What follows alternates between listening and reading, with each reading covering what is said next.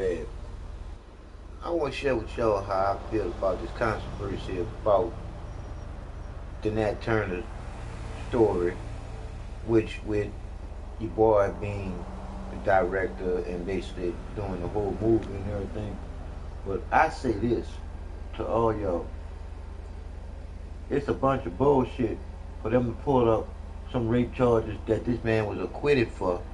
When you look at, don't no black men get acquitted for raping a white woman, especially two.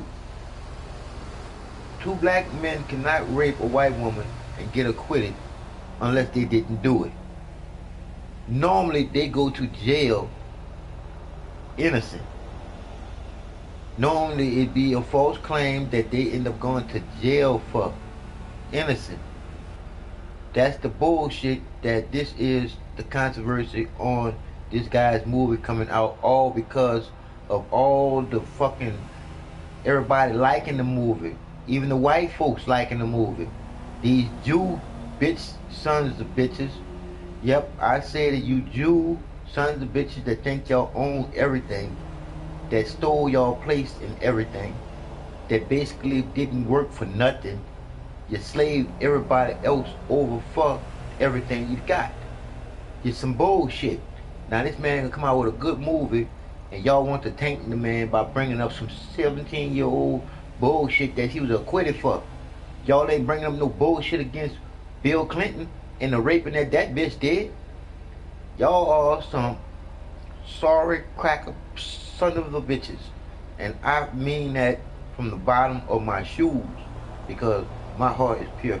My heart love y'all, but you just hate what y'all do. Y'all are some sorry sons of bitches, and that is on the real. We gonna let the little Hughley live there and say how he feel about the situation. I already said shit on him because he talking about if the dude did do it, he'll boycott the movie. I'm like this here. I don't give a damn if he did rape that white woman. If he got away with it, so be it. It'd be the first nigga that got away with some shit. So, I feel sympathy for the white woman. Yes, I do. Because nobody should get raped. But it's bullshit when somebody can say they got raped and they didn't get raped and the motherfucker get put in jail for it. That's the bullshit. And like I said again, 9 times out of 10, this bitch did not get raped. Love, rest the dead. So, she killed herself. Yeah, she probably killed herself simply because she had guilt on her heart for all the lying she was doing. And then she killed herself. She was a depressed person already before, well, I don't know if it was before or after this shit happened to her. But who knows? But I'm going to put it like this here. Just imagine all the black people that's in the jails now that didn't do the things that the white man said that they did. And some of the things that some black chicks said that they did. They got some people in jail for some bullshit. And that's on the real. That's why all this justice system needs to be looked at with a motherfucking fine-tooth comb and a microfine glass. I'm just saying. So let's see what little Healy got to say. Or Hughley. What you say, Hughley? Very excited about it. And then, of course, controversy rears its ugly head. There was an incident when he was a student at Penn, where he was accused of rape. He was tried and acquitted. The man that was accused, the young kid that was accused with him, was convicted, but that conviction was subsequently overturned. Now, if in fact these would have been true, I can tell you that I would have a crisis of conscience. I would not be able, in good faith, having daughters and you know, people, women in my life that I love. If there was somebody who was a sexual abuser who had actually done what he was accused of and went on to make a film like that, I don't think I could see it.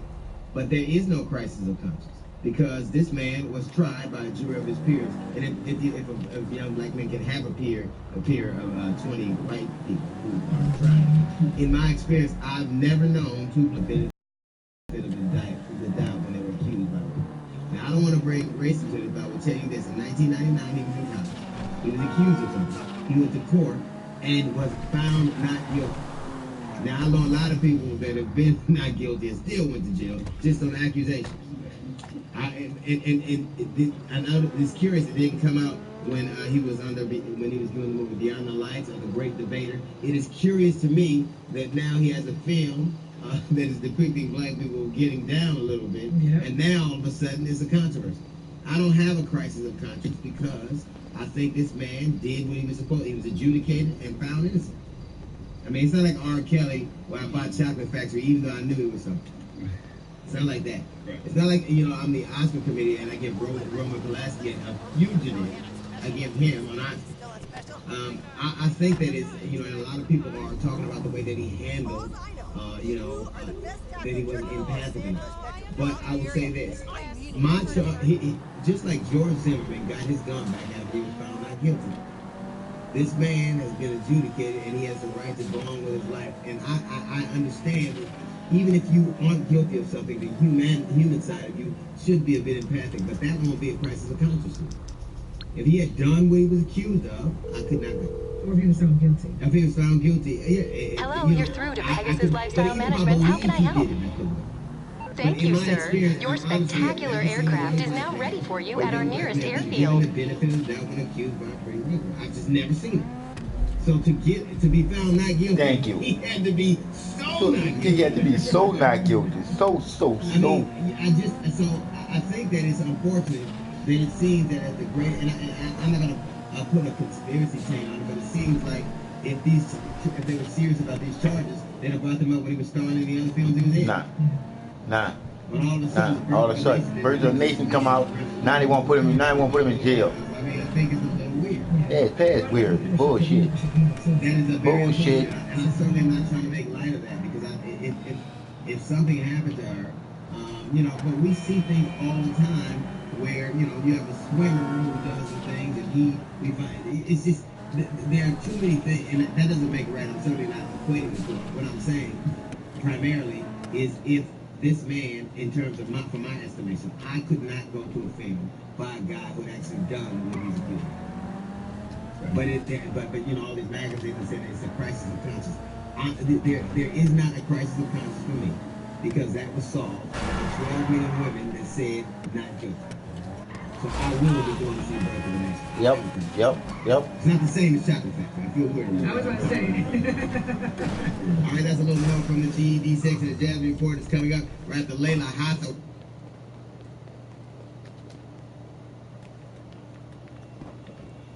Bullshit, white people. Y'all some bullshit. Y'all don't want to see a nigga do nothing. You came to the crib, Phil's crib, where he shares his opinions on random topics. And now, here's your host, Phil. In this edition of Phil's Crib, we're going to speak on Nate Parker. Phil your crib. Boy, you change this shit up, what? The man that created the new upcoming movie about Nat Turner called The Birth of a Nation. Now, he created this movie.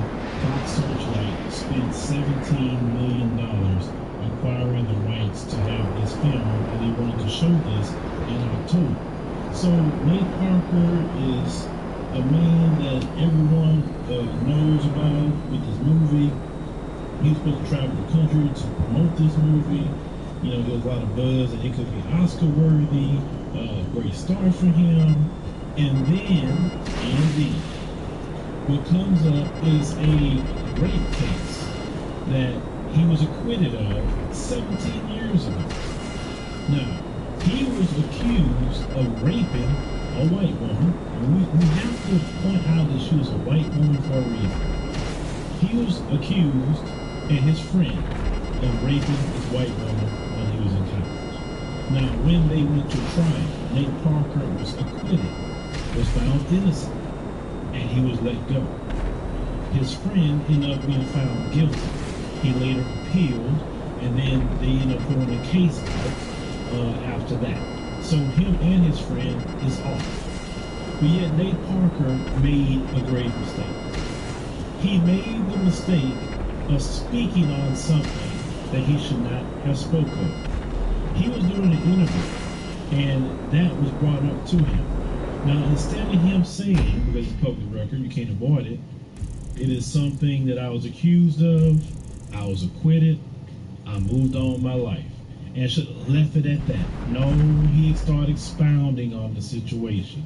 And it's quite funny that this case has Man, been when something ain't right about you, man, fuck all that, man. I tell the motherfucker straight up, I did not do that shit. When this movie's about to come out, Cause if you don't say now nothing, you want fuck. to bring Even up though you've this been acquitted case. for it, you Now, know you didn't do why it. is it a big deal with this particular slave movie? I mean, usually these people love slave movies. They love to see black people called the N-word, beaten, hung, white folks openly saying, the N-word in the movie. It's just a great time.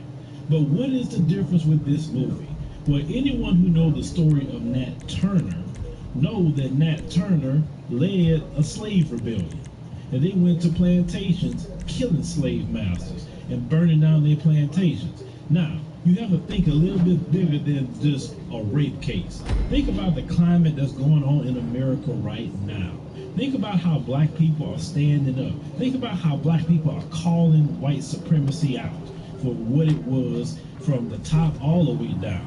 Then you're going to have a movie come out that shows a slave rebellion, and it's probably in the mind of those in the white supremacists of Hollywood and those who probably are scared of this movie. They ain't gonna let that movie come out. They may feel it may galvanize the black. They ain't gonna let that movie come out. Even more bold because they saw this movie. They saw Nat Turner. Because my heart is loving as my heart could be loving. That is the fear. But what y'all crackers did to my people was horrible, man. Is you standing up. They fear that you're going to do to them what they have done to you. So they do not want a movie to come out.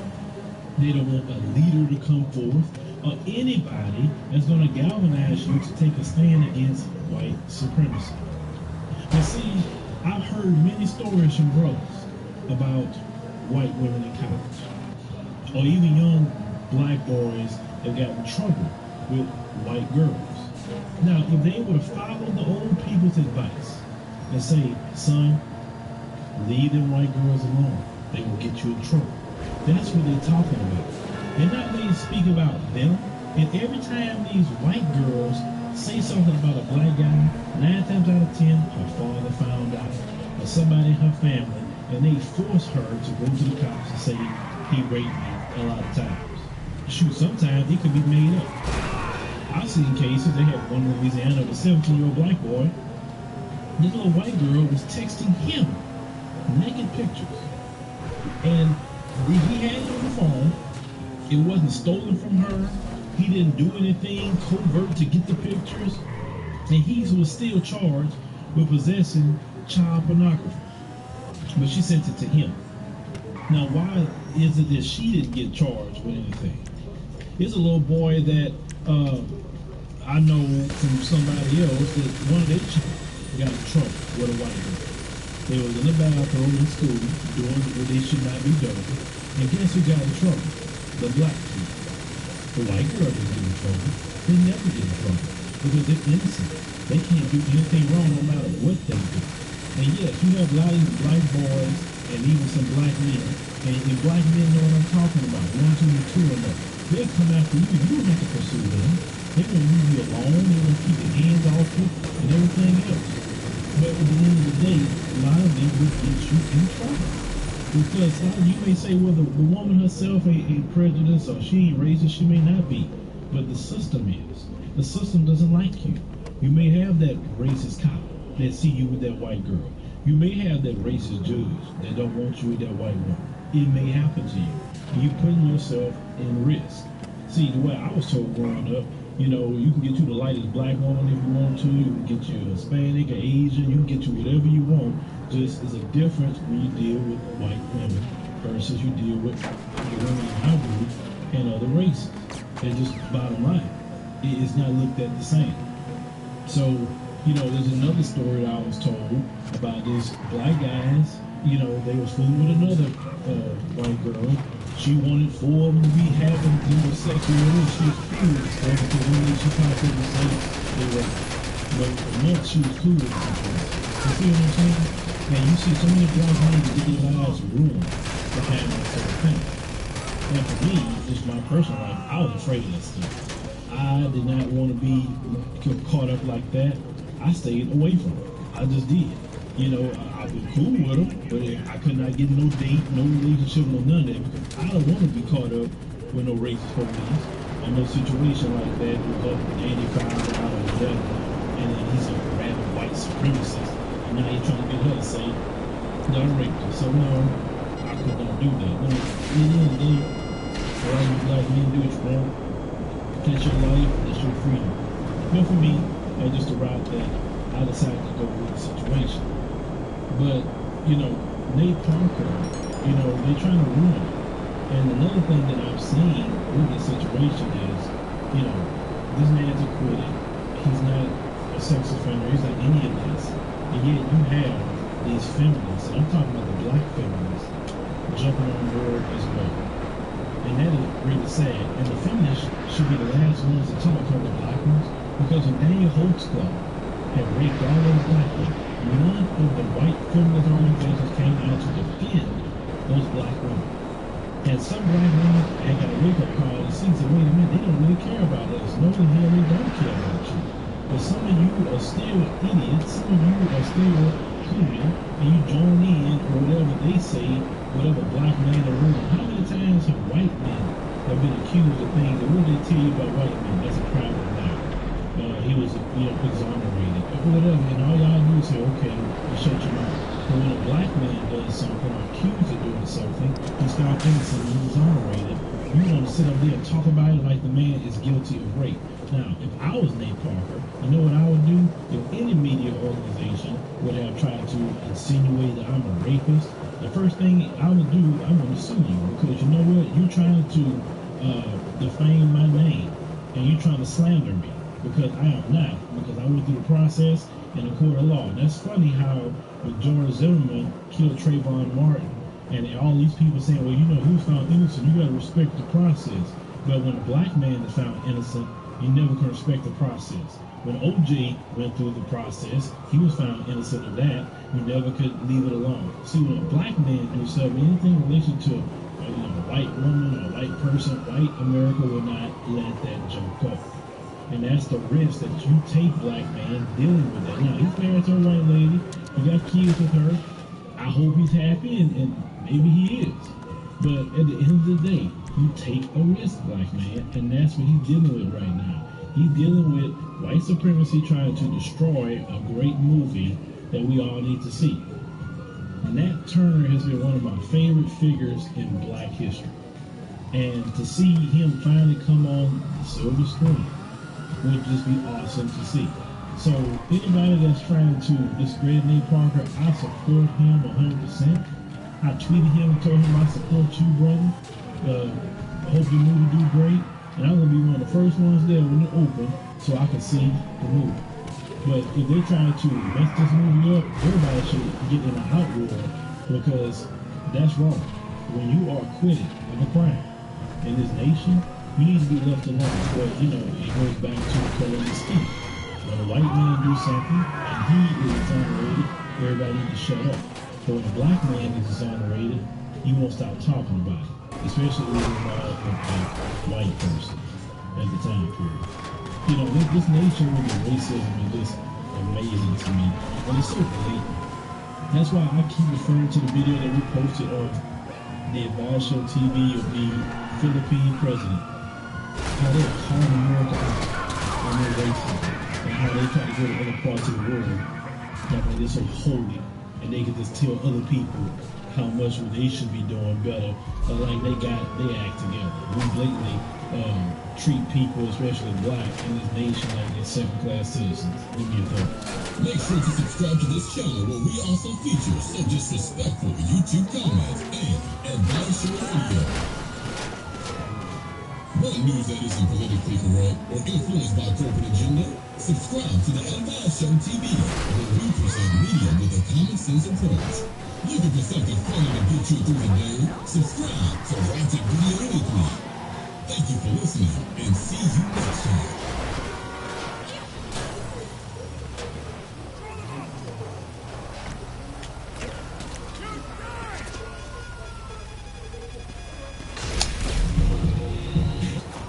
Said that it is going to be one of the biggest Academy Award-winning movies in quite some time in January at Sundance. Fox Searchlight paid $17.5 million for the film, the highest amount ever paid at a film at Sundance. It has gotten incredible buzz since then, and now the focus, though, is on the director. Ray Parker himself and what took place when he was in college in 1999. 1999, when his roommate, Gene Celestine, both in the restaurant at Penn State, Celestine and co-wrote the narration. They were accused of raping a big 18-year-old student while she was drunk. Now, when they went through a trial, Parker was acquitted. Celestine was convicted. The case was then overturned. It was reversed on appeal. Then there was a second case. According to various reports, prosecutors could not find some of the witnesses who testified in the first case, so therefore they chose not to move forward with the retrial. In 2012, the young woman who accused the two of rape committed suicide at the age of 30. All of this has now come to light and has cast a shadow on the movie and has caused many to say that Parker should not be supported in this film, and that, in fact, more attention should be paid to the issue of a particular trial. Now, Parker released a statement. He's done a couple of interviews talking about this, but he also released a statement, and he did this on Facebook. And this is what he wrote. These are my words, written from my heart and not filtered through a third-party gaze. Please read these separate from any platform I may have, but from me as a fellow human being. I write to you all devastated. Over the last several days, as part of my past, my arrest, trial, and acquittal on charges of sexual assault has become a focal point for media coverage, social media speculation, and industry conversation. I understand why so many are concerned and rightfully have questions. These issues of a woman's right to be safe and of men and women engaging in healthy relationships are extremely important to talk about, however difficult. And more personally, as a father, a husband, a brother, and man of deep faith, I understand how much confusion and pain this incident has had on so many, most importantly, the young woman who was involved. I myself just learned that the young woman ended her own life several years ago, and I am filled with profound sorrow. I can't tell you how hard it is to hear this news. I can't help but think of all the implications this has for her family. I cannot, nor do I want to ignore the pain she endured during and following our trial. While I maintain my innocence that the encounter was unambiguously consensual, there are things more important than the law. There's morality. No one who calls himself a man of faith should even be in that situation. As a 36-year-old father of daughters and person of faith, I look back on that time as a teenager and can say without hesitation that I should have used more wisdom. I look back on that time, my indignant attitude, and my heartfelt mission to prove my innocence with eyes that are more wise with time. I see now that I may not have shown enough empathy even as I fought to clear my name. Empathy for the young woman and empathy for the seriousness of the situation I put myself and others in. I cannot change what has happened. I cannot bring this young woman who was someone else's daughter, someone's sister, and someone's mother back to life. I have changed so much since 19. I've grown and matured in so many ways and still have more learning and growth to do. I have tried to conduct myself in a way that honors my entire community and will continue to do this to the best of my ability. All of this said, I also know there are wounds that neither time nor words can heal. I have never run from this period of my life, and I never ever will. Please don't take this as an attempt to solve this with a statement. I urge you only to accept this letter as my response to the moment.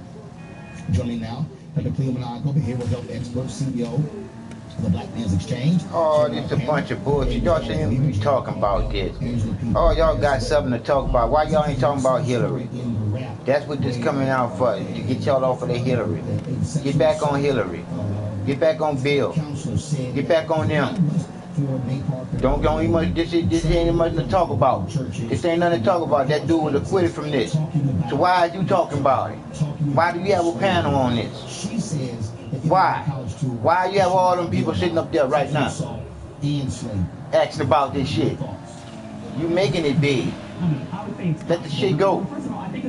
Get back on the white people, you stupid niggas. Things that I think need to be laid out on the table in terms of what actually happened. In addition, one of my shocking discoveries around this issue was at the time that this happened, not only was, this incident occur, afterwards, apparently there was harassment by both him and his roommate against this young woman, which caused she was still in college, and ultimately led to her dropping out of college.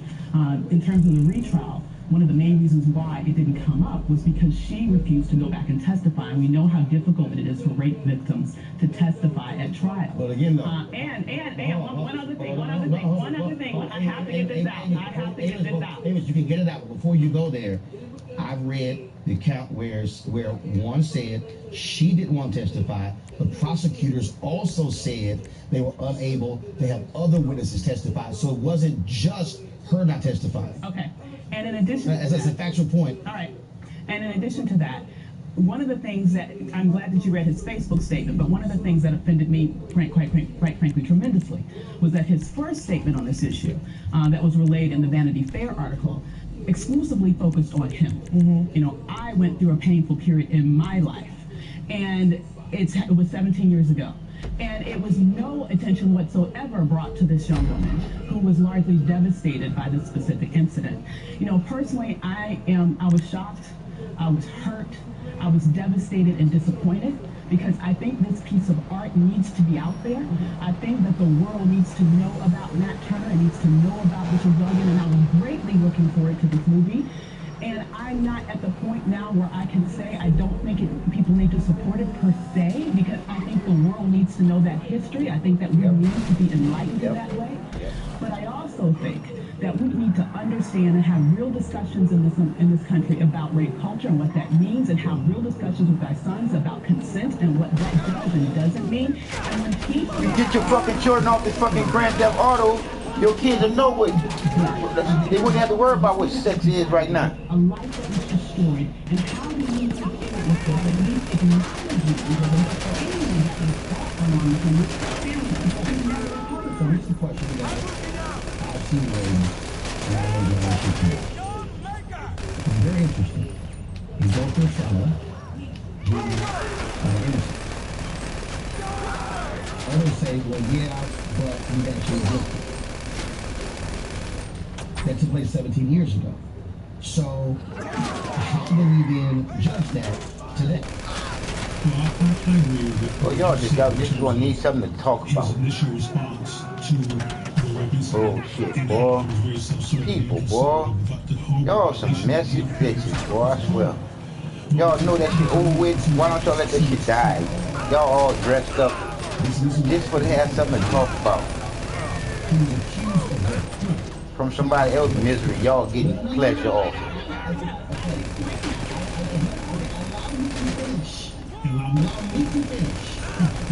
It was a great allegation. He says it was consensual.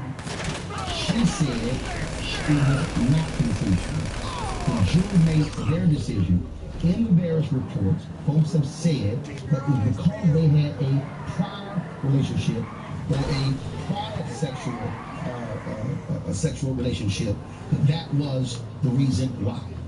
Those are the facts. So that's why, again, though, so because if we are saying that was a rape, but the jury said not guilty, that's factually incorrect for us to do that. So we have. How are we also then allowing the same justice system that we indict over and over and over again for acquitting officers, for acquitting Darren Wilson, for acquitting George Zimmerman, to then be the arbiter of whether or not it's an issue that needs to be I stop you right there, girlfriend, because I can make y'all stop. Right there. You ain't saying, fuck that Zimmerman shit.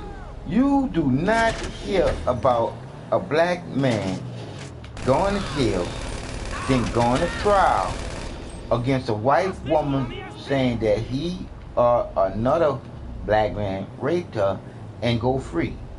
If they don't die in jail by the police, they gonna die going to jail by the police.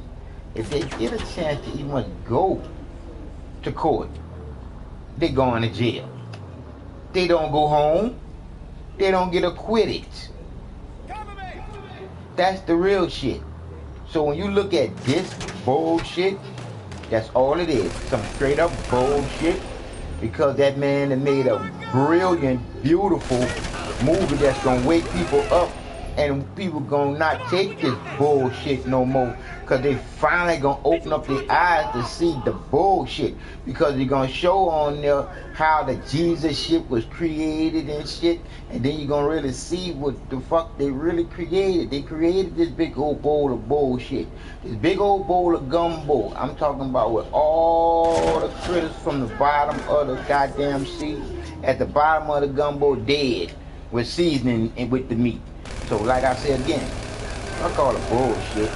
Trying to tell the truth. Life is for what's real. If you're real, you should know that. You shouldn't have to believe in no bullshit. Everything that's happening to you is real. Ain't no hocus pocus. Because that has to be talked about. So hold on. Boy, okay, anyway. It's important for us to lay all the facts out there and not the assumptions, so I want us to walk through this properly. And my initial response was about what he said, and how he responded, and how inconsiderate his initial response was regarding the violation of rape that this woman apparently went through, regardless of what the court system finally did. So I want to acknowledge that that's unfortunate. But what I would also say is that people need to know the story of that too. Got to, man. That's his story. That's his story. Yep. Gotta know Matt Turner. We rarely hear about a black freedom fighter. Right. Gotta know Matt Turner. Like I said to others, you don't make it. Yeah. He got almost $20 million, and so we will not be not supporting his pocket by not going to see the film. It's not. Oh, Fox took that film because he don't want it showed. He owns the film. Wow. He's going to make bank or not on the hell of the film. You cannot vote for me. He made his pay. He's at home chilling. So what's important is that people know who Matt Turner is. Fox got it now. Strange. Fox can do away with the food. Nate. Wow. I hope they got copies of this movie. Nate Parker and Fox got it. I mean, Fox has put out other movies as well. So they put out other movies, but it's still strange because they put out some before and stuff. So let's be clear. Fox got the. Fox has not put out some powerful film that's helping black people ever. Living Color. Never. So they got an agenda. They got an agenda. Fox got an agenda. Fox got an agenda. Fox got an agenda. What it is, I don't know.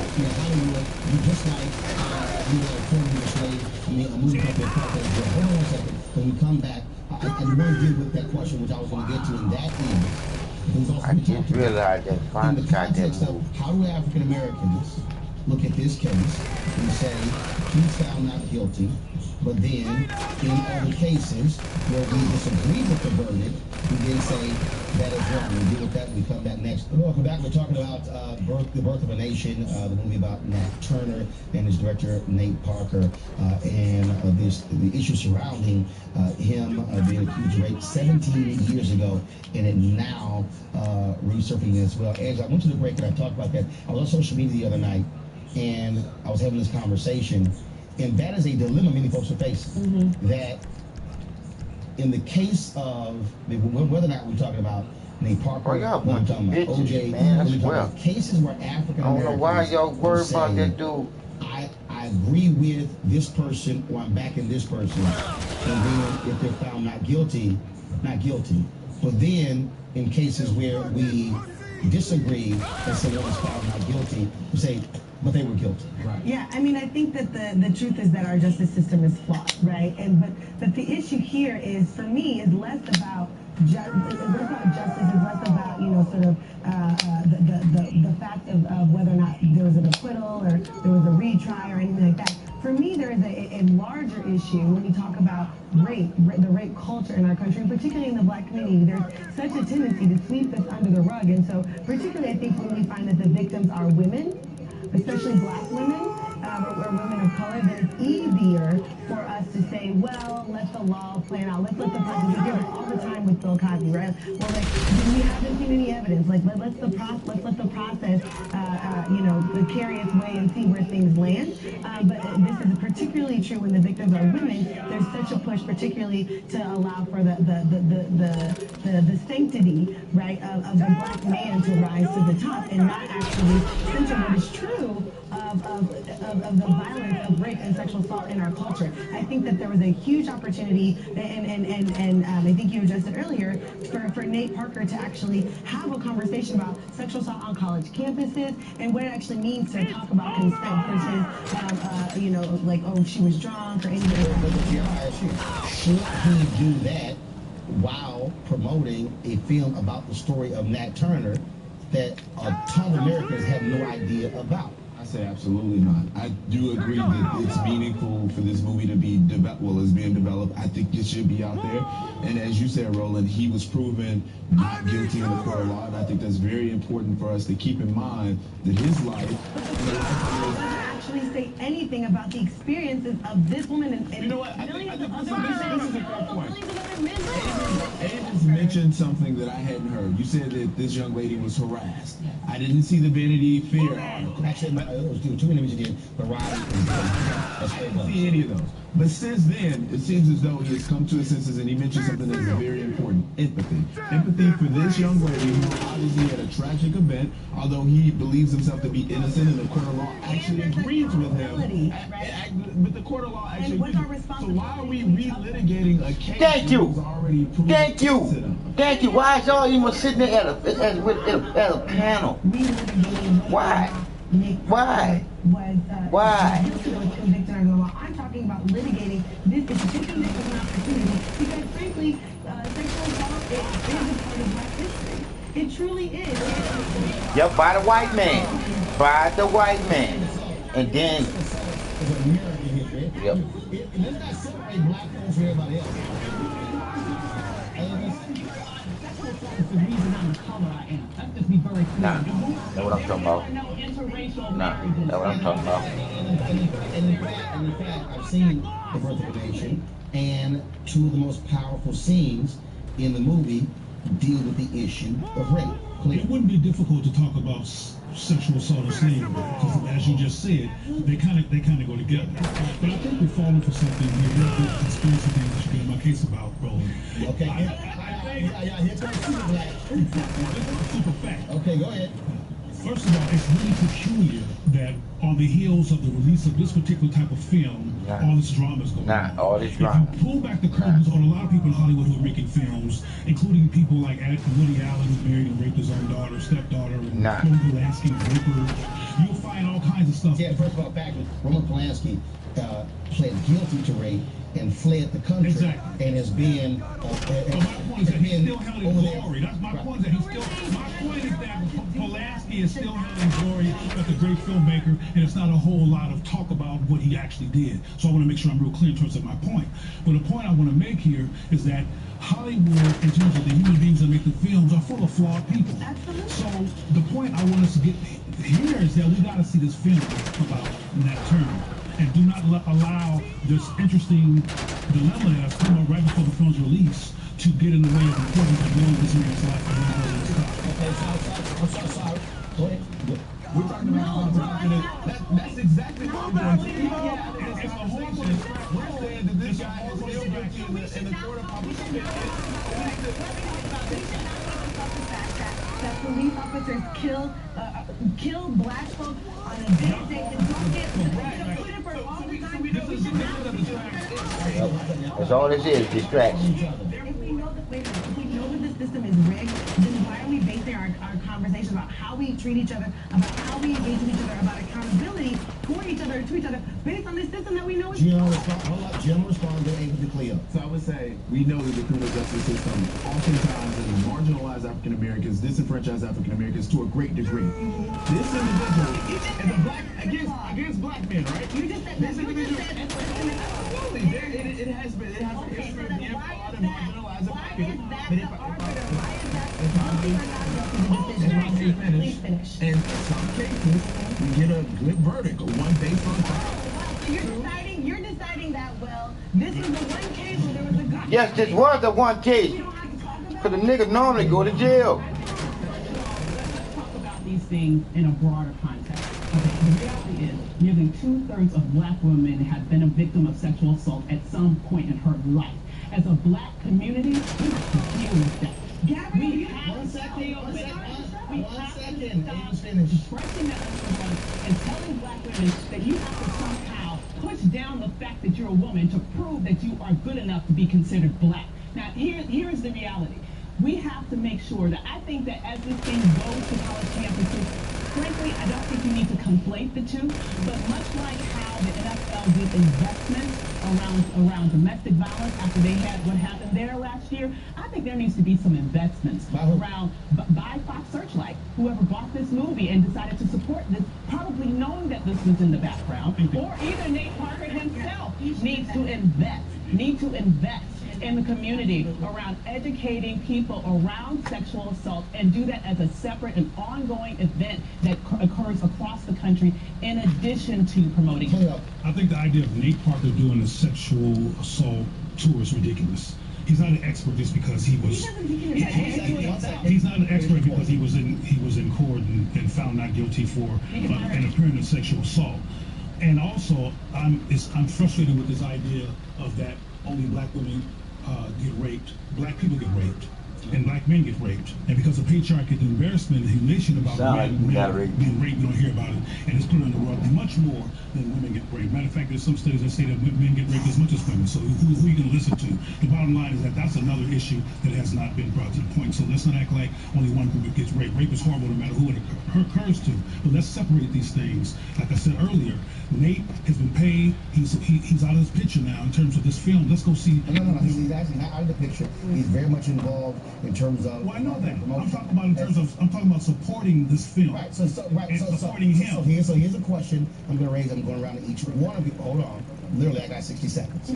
I'm going around because I've already. So here's the deal. I'm not going to do What the Hell Today live. I'm going to tape it and I'm going to air that. But I'm having this segment dealing with our neighborhoods and technology coming up next. So the question I'm going to pose to each one of you, and I'll start with you, Avis, and I've seen this discussion on social media. I've seen some writers say, I will not watch this movie, I will not support it, I will not endorse it, I will not tweet it. Should Black America do that? Should they say, because of this case 17 years ago, we should not support the birth of It's got everything to do with Nat Turner. I make the personal decision that I will watch this movie because I believe that this story needs to be out there. But I can understand if someone decides not to do it. John, very quickly. People should absolutely go and see it. No question about it. That's all we can know. Angela. I think I will go see the movie at some point. I think that folks should make a decision. Clear. Because it's not a story that we hear that much about black freedom fighters. There's never been a film, particularly that has this level of support and exposure about a black freedom fighter actually living and fought on behalf of this country. All right. I'm sure there'll be other conversations. We should appreciate it. Thanks a bunch. Kickstart your day at 7 and get the news you need from the perspective you want. News 1 now with Roland Martin. Every day morning at 7 on TV 1.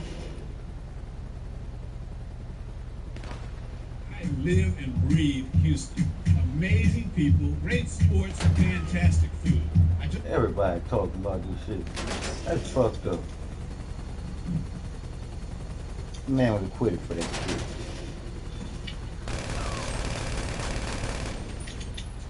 I saw this news clip in newsroom this morning regarding Nate Parker and Birth of a Nation, and I have an opinion on it. Nate Parker was found innocent of rape, okay? But for whatever reason, when a black man is accused of rape, especially when a white woman's involved,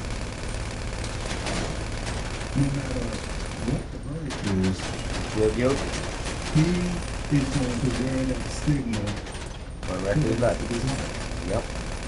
It's damn near impossible for a black man that's accused of rape. Come on. To be found. Come on. It's damn near impossible. It's damn near impossible for a black man accused of rape, period, No. to be found not guilty unless there's overwhelming evidence that he wasn't guilty. Now, case in point, and a lot of you may not agree with me, but when Mike Tyson got accused of rape by Miss USA or Miss America, that last name was Washington, I believe. Everybody. Let me back up. Most, especially in the black community, said that we didn't do it. Most thought that the woman came to his hotel room at night to get some. Because why would you come to a man's hotel room that you really didn't know? Right. Okay. At 10 o'clock at night, without some thought of something going on. He want to show that challenger that he didn't do anything they want when he wants. Your purpose for seeing this conference is this. Why leave him in this hotel room? Leave him downstairs, in a bar, a restaurant, etc., etc., etc. Now, what we thought happened was she went up there, she did what she did, and then because Mike didn't want to take her home, she got pissed off in Hollywood. In my opinion, I think the same thing happened here. Nate Parker was dealing with this white woman, and she agreed to a 2-on-1 with him and his partner, and then another woman walked in and saw it going down. She went in to protect my dignity mode, protect my image mode. That's why I'm hollering. That's why she killed herself, because she feel guilty. So many times in history where there really wasn't a woman, Hollywood, and especially a white woman dealing with a black guy, and somebody walks in on him, and all of a sudden it's a rape. No, I'm not going for it. I'm not buying it. I'm sorry. But all that being said, it was 17 years ago. Go in for the kill! Lo and behold, surprise, surprise, surprise, a black man is found innocent of rape. But when it's a black man, innocent doesn't mean innocent. Now, you're going to have these two women on this particular clip. And in my opinion, they want to fry this man. They want to fry this man. Innocence doesn't mean jack shit to them. Now, all of a sudden, he has to become the face of no means no. Nah, hell no. Hell no. The movie should stand on its own. They should screen it the way that they want to screen it, and the hell with everybody else. You don't hear them hollering about Roman Polanski, who admitted raping a 13-year-old girl.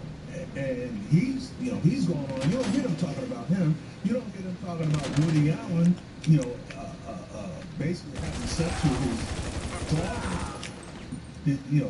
It was his adopted daughter, but his daughter.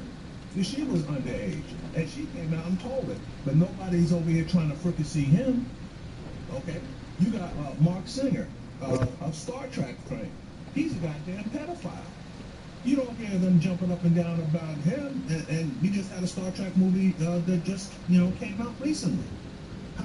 Where was all the outrage and the picketing and everything else on that Star Trek movie? No, that's because this is a black man that has made a movie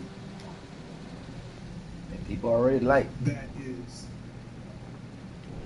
exposing to the light of day the condition of slavery and how Nate Turner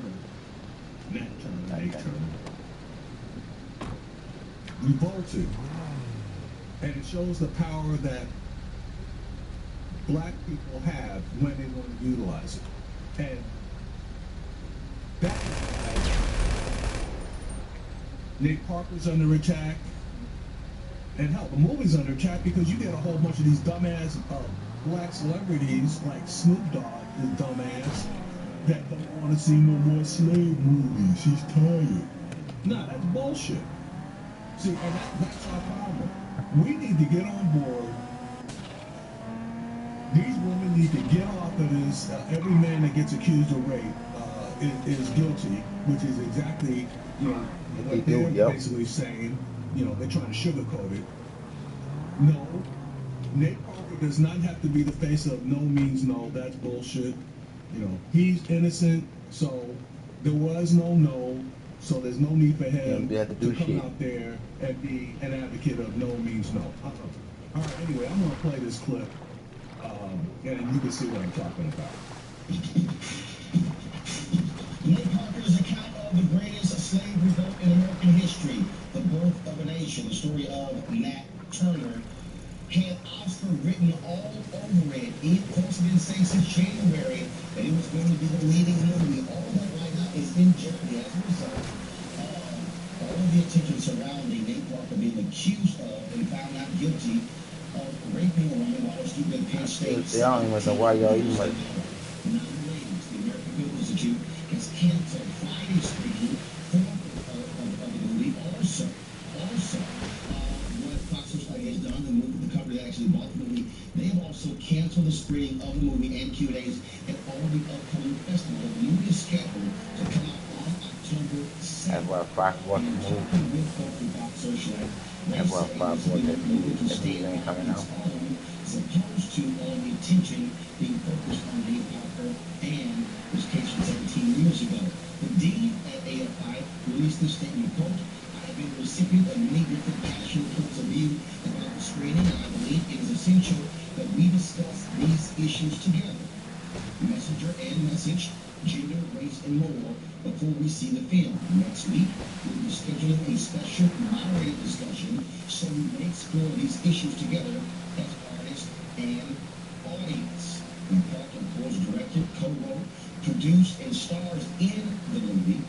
And as I said, it has gotten tremendous amounts of love. It blew up at the Sundance Film Festival, where it set a record at Sundance for being the highest amount of movies ever purchased. Again, for $17.5 million. Let's talk about this right now with several different folks. Joining us in Skype from Washington, D.C., April Rain, managing editor of BroadwayBlack.com in studio. David Thornley, assistant editor for the Washington Post. Ron McDonald, attorney and columnist for the Lawyers of Color. June Craig III, the vice chairman of the Maryland Republican Party. And we also hope to be joined by Gil Robertson, who is the head of the African American Women's Association. April, when you see all this people attention, and obviously Fox Searchlight is in a position in terms of how do you market the film is built around Nate Parker driving the story. He spent 2 years raising the money to get this movie made. It has been a passion story of his that he wanted to focus on for more than 10 years. And so, are you afraid that the movie itself and the important story is going to get lost and totally obliterated as a result of the attention on this rape case from 17 years ago? There's definitely that potential, and so Nate Parker for Fox Searchlight and his people need to manage the situation much better than they have been. Every time Nate Parker speaks, whether it's on his Facebook post or subsequent interviews since the initial interview came out on in Variety, he has expressed remorse for not having enough support from the black community, remorse that these allegations have resurfaced, although they've always been there. It's not as if this has been under seal, but he hasn't expressed remorse for what actually happened and for the victim in a way that I believe that he should have. See, that's bullshit, because if he didn't do nothing wrong, thank you, and the victim was lying and got caught in a situation that she publicized, what the hell is he supposed to be now, why this dude shit still on? He doing the same thing I did. I did the same thing he doing right now. And y'all cut my shit clean off. Now, why I get to get him? He doing the same thing I did. Y'all cut me off. Nate Parker was found innocent by a whole bunch of white people. He was found innocent of raping a white woman. That does not happen. It does not happen. That does not happen. Nate Parker was not a man of substance. He was not a movie star or a director or anything else like that. He was a college You're the college student. So, that don't happen. what she's saying is Bullshit. Bullshit. Very important moment for me. He needs to be talking about affirmative. No, he shouldn't.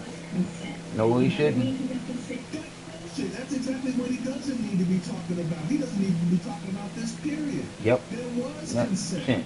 So if me and let's say I wasn't married and a woman and I'm dealing with her and she says, yeah, I want to get it on, I want to get it on, I want to get it on, and we get it on, and then the next day she has second thoughts and then wants to holler rape, okay, but smart me, you know, I recorded the shit where she was saying she wanted to get it on, so I got the proof.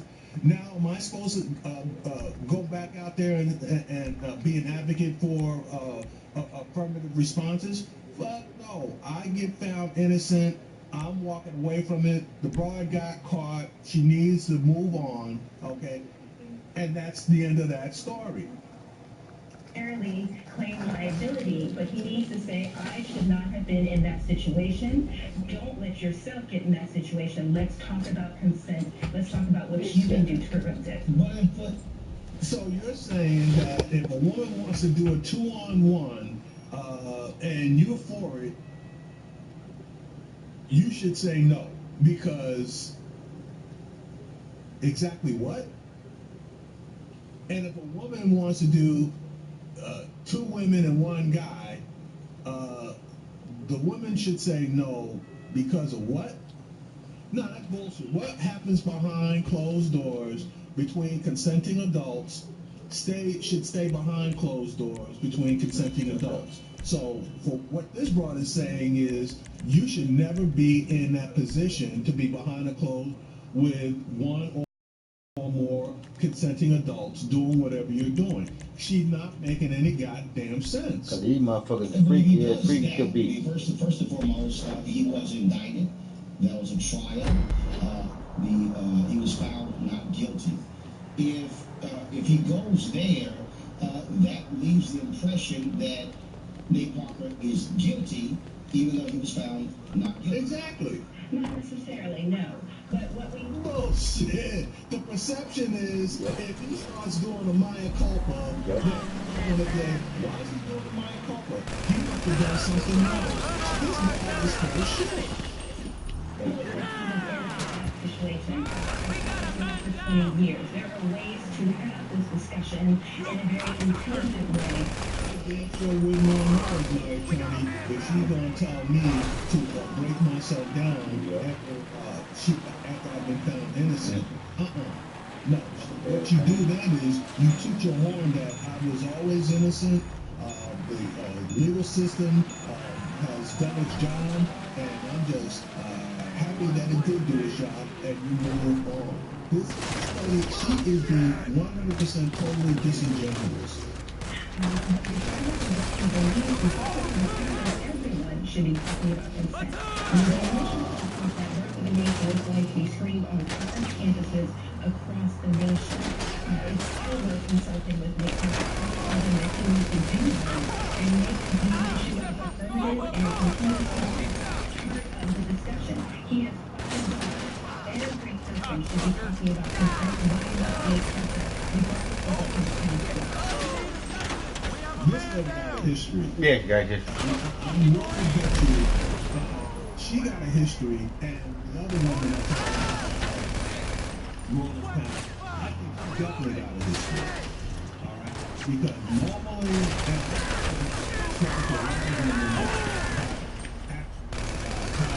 this issue where a rape did occur,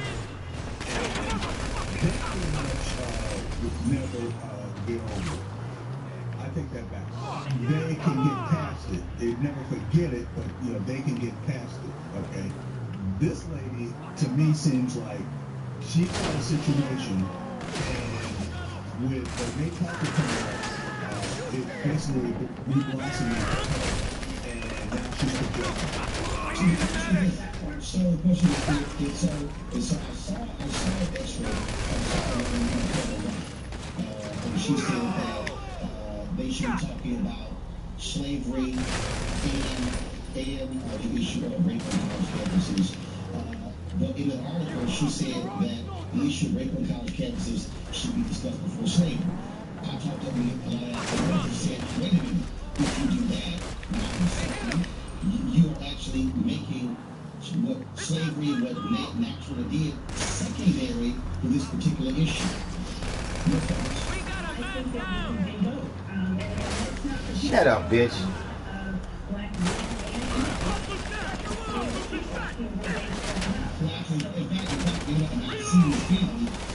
And that is actually portrayed in the film and actually dealt with as well. Exactly right. A multi-dimensional discussion. Just to try and sweep this under the rug, once again, the way we debaters, when that film came out for this needs to be addressed or it's going to continue to remain the main story. Yeah, I mean, neither. This entire situation went through the legal process, okay? The man was found not guilty. It was visible. It's still visible. So when you say sweeping it under the rug, it didn't mean sweeping it under the rug. You want to basically lynch this guy for something that he was found not guilty of. Yep. Sweeping under the rug, no, it's not sweeping under the rug. He was found not guilty. Somebody got to come to that big deal. Something went down and he did not have to go through the legal process. That would be sweeping it under the rug. He faced his accuser. He had a jury. They found him not guilty. That is not sweeping it under the rug. See, something happened to this woman. I am telling you something. That was a piece that was in the Washington Post, written by Kathy Young. And Kathy Young, the headline on that particular piece says, the headline says, and shut it on iPad, please. The headline is, "Stop calling Nate Parker a rapist." In our current cultural climate, there's no way for a man to shake the charge of rape even after he's found innocent. Exactly. This should have never been brought back up. Nope. If they were going to bring it up. Nope. This should have got like 10 seconds away. That's it. Ain't going away. They're making a big old fucking deal about it. In order to go after this guy.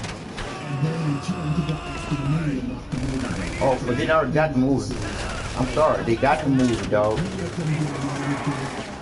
deserve whatever you did as far as lack of respect. Dog, they got away with it, bro. Fox got the ball. Fox got the ball, man.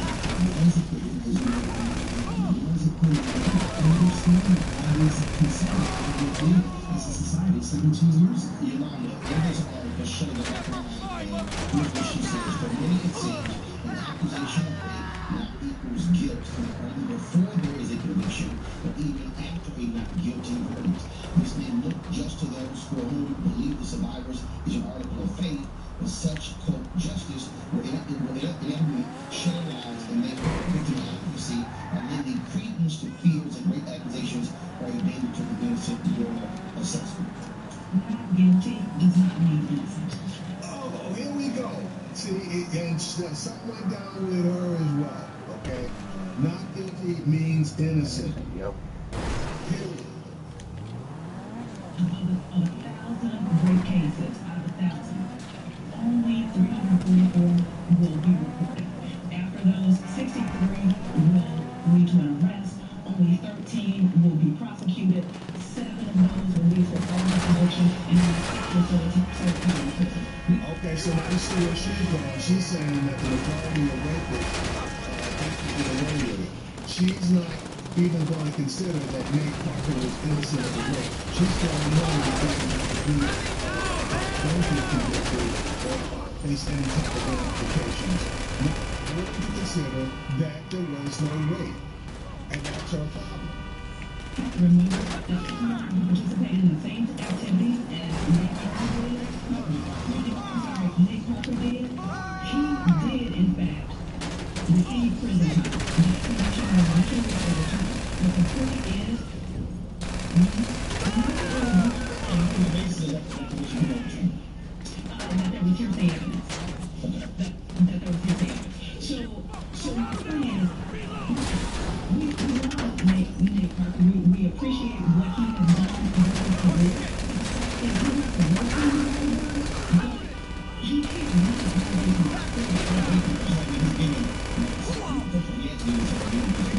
but he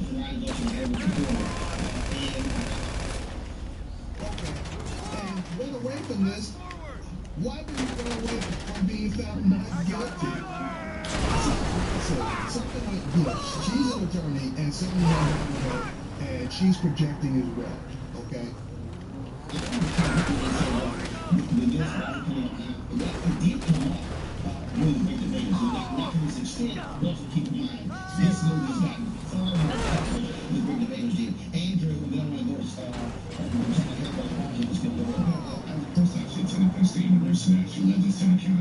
Pennsylvania. It is no easy feat for a black man to get any type of bail in Sarah County. Bingo! He's going to tell it. A black man getting acquitted of anything in that particular county was damn near impossible. And now you throw in a black man accused of raping a white woman? Come on. And for Nate Parker to get acquitted of a rape charge in Sarah County, Pennsylvania, speaks volumes. Do I think there's a time and place for this discussion actually take place? Absolutely. But do I think that the arguments around rape and what's going on should overshadow the recommendation? Absolutely not. This gentleman, was acquitted. He was acquitted. He was shadowed, but at the same time, Nate Parker is the creator and the star of the movie. Hello, you're through to Pegasus Lifestyle Management. How can I help? Thank you, sir. Your spectacular aircraft is now ready for you at our nearest airfield. But it's hard at this point for a lot of folks to separate. Yeah, the funny thing, it's not hard for a lot of folks to separate Mark Singer from Star Trek and Woody Allen from all the movies he's made, and from Roman Polanski, and he got a goddamn Academy Award. It wasn't hard for them to separate them from their acts, but now all of a sudden it's like damn near impossible to separate Nate Parker and his who was found not guilty of from the movie. That's a goddamn double standard. Exactly.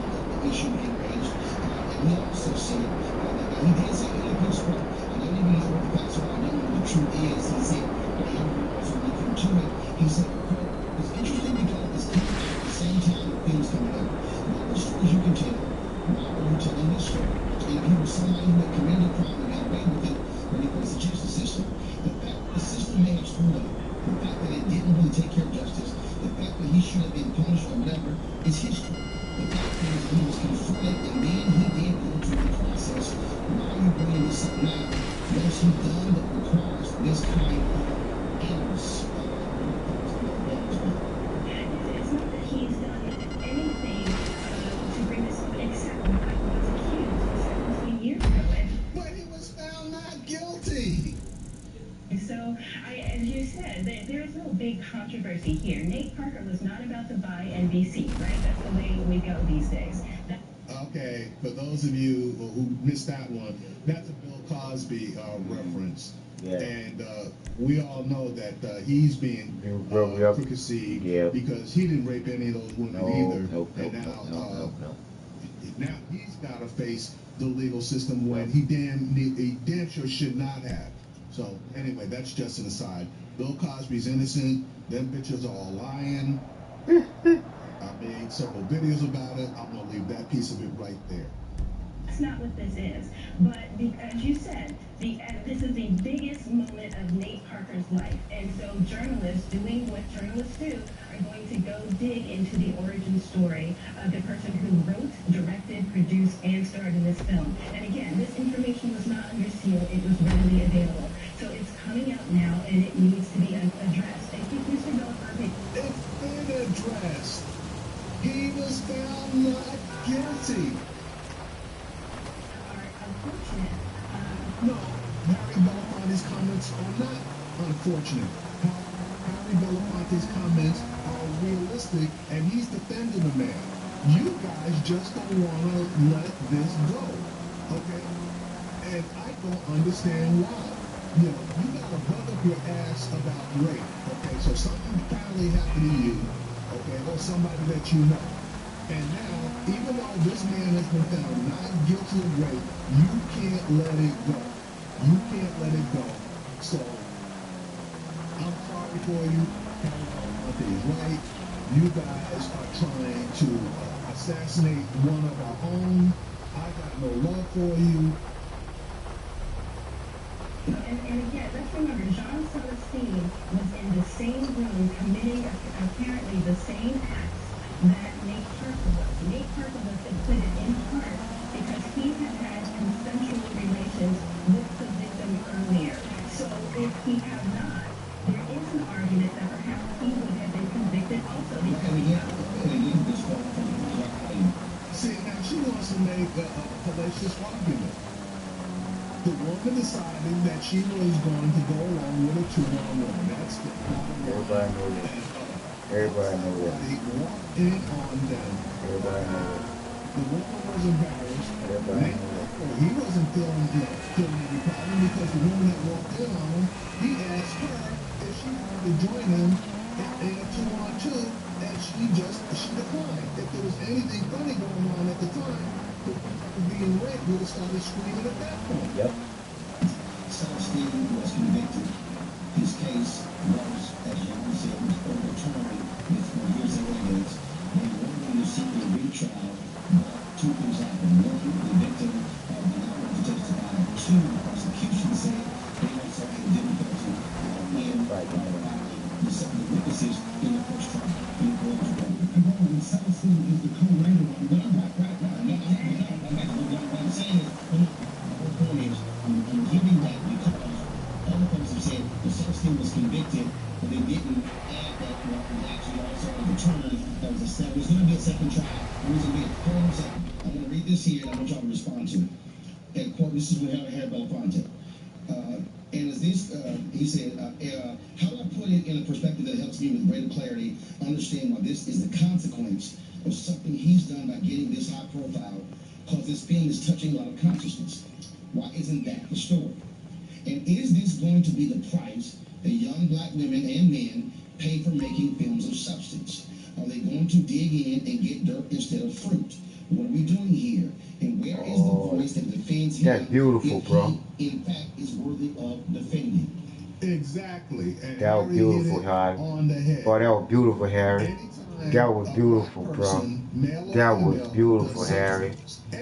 Very fine day, but that was tight. Okay? Unless they buck dancing or doing something that the white people really support, like those stupid ass broads, Diamond and Silk, okay? And they're not really doing anything other than supporting Trump. This man made this film, and this is probably going to be a film of the ages. I haven't seen it yet, and I damn sure I'm going out to see it when it gets released in the theaters. And they are going after him, okay? So Black people, you talk about the being under attack.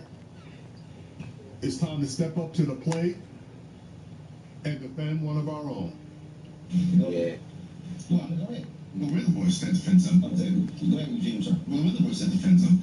I would press every journalist that's pursuing the story to actually go and dig and look at how many cases of black men have been convicted in Center County that a state's attorney in that district has gone on to either re-prosecute or to just not decided to touch.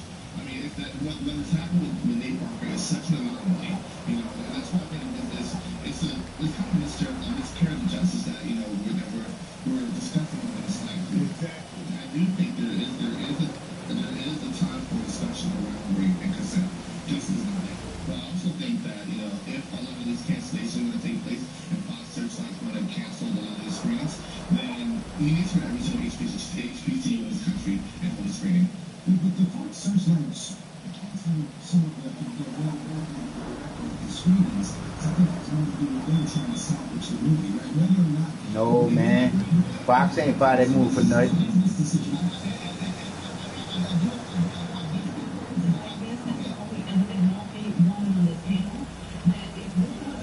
She missed that one.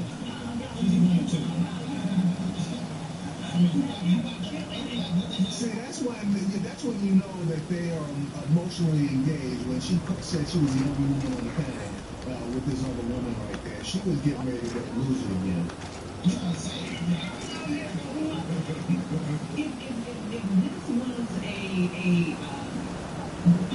this was an issue regarding racism, and okay, now she's gonna rationalize this where this is a false equivalency that she's gonna try to point out. But anyway, let her go.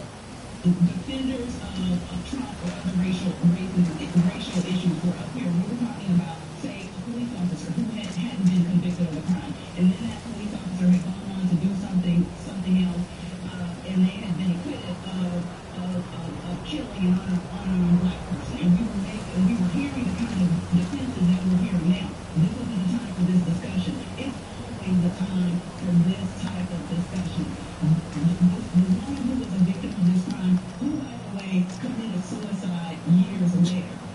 Your black ass. She was here, and there's four Penn State students who were there when this took place. Lakeisha Rook, Hassan Richards, Lou Daniel Favors, and Brian Favors released a statement where they said they expressed sympathy for the woman, but also were adamant about Parker being innocent. They said, quote, "We'll let you come on this is the last time Friday of the break. We're both dismayed and disappointed at the gross and blatant misinformation campaign regarding the events that took place during that time period. We feel compelled to speak truth in the situation as the media has cherry-picked the most salacious elements while ignoring the actual record." They say, again, there were students there, they say, quote, "We believe some 17 years ago that Gene Silverstein and Nate Parker were innocent of rape, and we believe that now."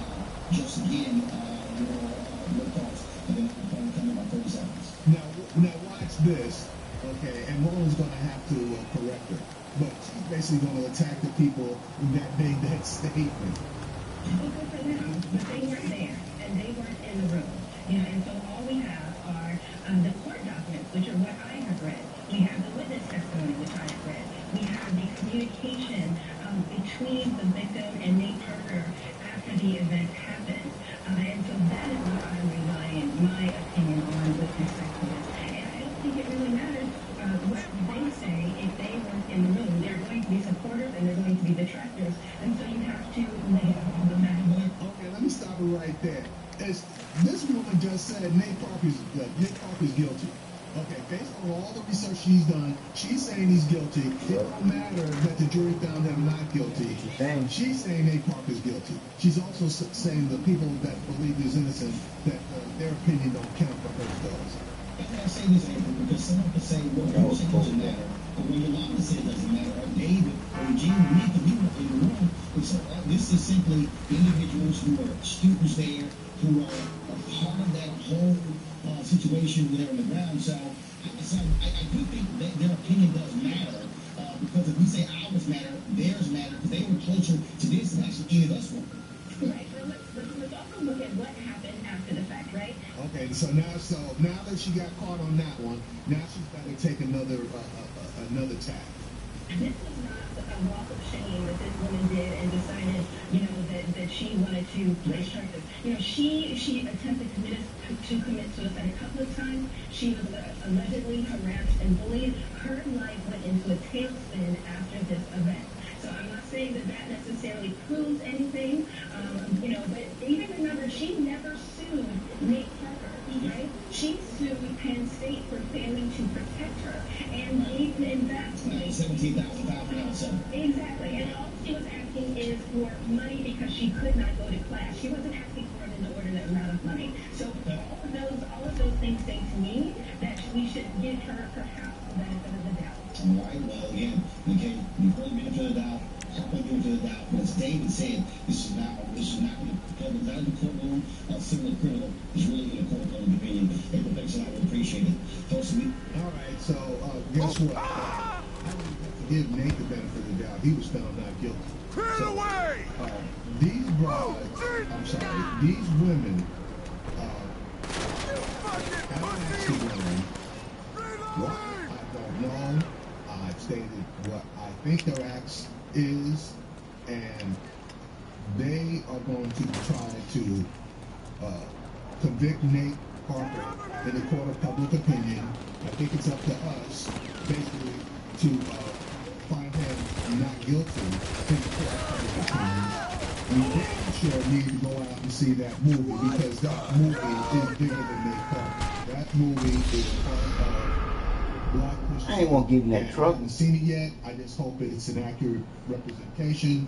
Apparently Roland Martin has seen it. He hasn't said anything against the movie, so I'm going to assume that it's the real deal. But I'm going to find out for myself October 7th.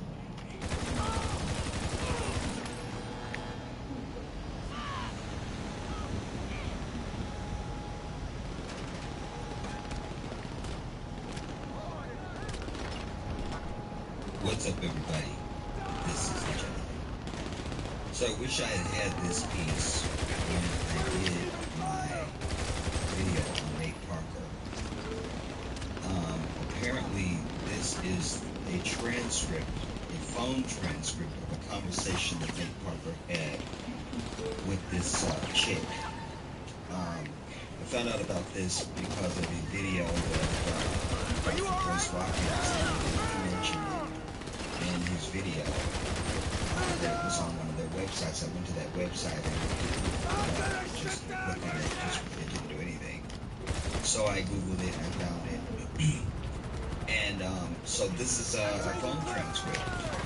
So we're going to see what it is that they're saying now. So MP is going to stand for Nate Parker. JC is going to stand for John Celestine, and again, whatever.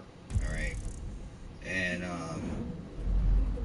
this is from this is from evidence, I guess, from the actual court case itself. It says Defendants Exhibit 18.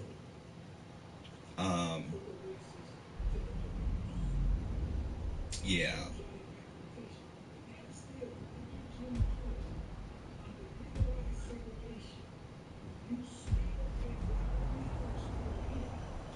So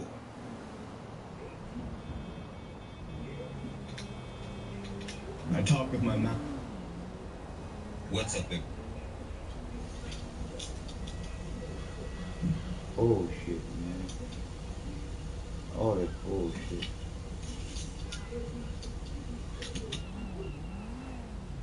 I'm Malcolm oriented.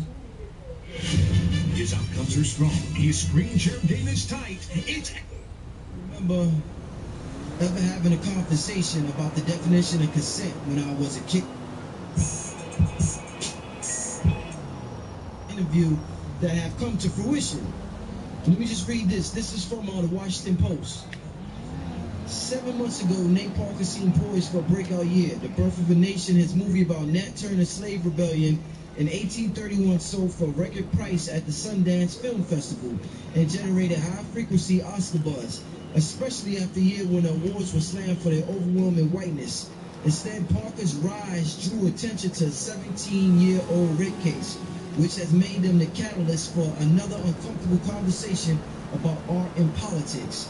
The entertainment industry has long shown a convenient willingness to separate the art from the artist. Actors rushed to work with Woody Allen, and Academy members cheer Roman Polanski's The Pianist. But with Birth of a Nation, Messenger Message are on a collision course. One that forces us to reckon with the standards we set for artists who want not only to sell their work, but also lead important national discussions. The allegations that threaten to derail his project follow a familiar script of comic sexual assaults involving athletes and alcohol. In 1999, Penn State wrestlers Parker and Jean Celestin, who has a story credit on the film, were accused of rape by a fellow student who said she was too drunk to consent. At trial, Parker, who had previously had sex with the victim, was acquitted, while Celestin was convicted. He won an appeal, and the prosecutor chose not to retry the case. Later, the victim sued Penn State, saying that the university failed to protect her when Parker and Celestin harassed her after she came forward. She settled with the university for a small sum, and in 2012, she committed suicide. So I'm going to stop right there, Blue Pill. This is a situation where a train got ran on her. And for those that are not familiar with that urban terminology, train means a threesome with two males have sex with one female. One gets it in, then the other one gets it in, and the female is willing to participate in this. So that's what a train is called. So she got a train ran on her. She's saying she was too drunk to consent. People are saying this is very weird. The fact that it's popping up 17 years later after his film sold for a record high at the Sundance Film Festival. You and Red brought up some points in the previous video about how it might be a setup. The brother has to watch out and keep all eyes open. But at the same time, when you saying it might be a setup, some people might say you're being insensitive to the victim. So it's one of those situations where I guess both people could be wrong. He could be wrong for what he did, and you know, the media could be wrong for how they crucify him at the same time. Before I get into the questions, Blue Pill, what does this sound like to you, Blue Pill? What's going on here? We are obviously looking at a case of double standards, but like I said, when let it go. You're presenting yourself in a world that is not onto yourself. This is not your world. You are attempting to not only be accepted into someone's world, but you're trying to kick the door in. You know what I'm saying? This brother has packaged and produced and directed and written and all of these things and presented the world with what is deemed to be one of the most revolutionary films, you know what I'm saying, for this particular period in regards to the subject matter. And not only the subject matter, but he is infusing this story of Nat Turner, right, with the very first film that came out of Hollywood. Okay, and Hollywood is known as an empire of their own. If you read the book, you know what I'm saying? It was built by the Jews, for the Jews, for them to what? Gain acceptance into a world that wasn't theirs as well. You know what I'm saying? These was Eastern Europeans, and they were trying to get into Anglo-Saxon society. So they said that we're going to create this image of America, right? The American dream. That was a construct that was put together by Jews in Hollywood. So this brother's trying to get into this particular world, you know what I'm saying, with a vehicle, right, or a project that is going to, you know, it's going to be impactful, it's going to be monumental, you know what I'm saying, it's going to upset a lot of people. It has the possibility of shifting the conversation, you know what I'm saying, a particular way in this particular country. This is the summer 16. So all of the conversation is taking place about race wars and rebellion and revolution. All of these things are going to be inflamed by this incendiary project that the brother brings forth. I'm not saying that that's quote unquote right or wrong. I can't wait to see it myself. But for the brother to include his co-defendant in this project, he had to know at some point, if they don't tag one, they're going to tag the other. You know what I'm saying? This is public information. There was a heightened there was a bunch of different rape cases recently dealing with young women in school and athletes in college and alcohol and everything, as the article just mentioned. So he had to know some way, somehow, that whole case from the past was going to pop up in the present and act as some sort of stumbling block to his future aspirations. You know what I'm saying? This is where PR comes in. This is where chess comes in, strategizing yourself 4, 5, 6, 7 moves ahead of the game. The brother had to know. The brother had to know. You know what I'm saying? So even though we can say that this looks like a quote-unquote setup, to me, it would say, look, this is the inevitable, you know, foot falling. You know, the second has their proverbial second foot falling. You know what I'm saying? The brother had to know that this was going to pop up, and he had to have a dialogue prepared. He had to have some sort of blowback to get these allegations off him, or to be able to iron out, you know what I'm saying, the how would I say it? Damn, what's the word that I'm looking for? He would have to be able to iron out the complexities of this case, because they hit on a lot of emotional points. You know what I'm saying? Not only is this man accused of rape, you know what I'm saying, of running a threesome on this European, but she committed suicide. You feel me? So he had to know that that was going to exasperate whatever his opposition would appear to be. They were going to use this against him. You know what I'm saying? So I'm just questioning the brother's strategy as it pertains to, you know, these particular chess moves. So basically, let me read to you what he had to say in relation to yes, all of this coming up. This is Nate Parker. Let me be the first to say, I can't remember ever having a conversation about the definition of consent when I was a kid. I knew that no meant no, but that's it. But if she's down and she's not saying no, if she's engaged, and I'm not talking about, just being clear, any specific situation, I'm just talking about in general. When you're 19, a threesome is normal. It's fun. You're 19, getting a girl to say yes, or being a dog, or being a player, cheating. Consent is all about, for me back then, if you could get a girl to say yes, you win. How can I help you? So, how do you choose between your children? I mean, let me end it there. I mean, we all know rape is like one of them crimes that a person wouldn't mind if you get charged with the death penalty. That's a crazy act to take a woman's, or even for males. There's young men that get raped, or grown men in prison that get raped. I don't want to just single out women because it happened, but it's majority women. But so what is the definition though, Blue? That's what we getting at here, because we know you're not just supposed to take no pussy, and that's not how our culture is based. We don't just take pussy. There's a courting process, there's game, there's words, there's finessing, there's things that we do traditionally, from what I know in our culture, when we want to get some.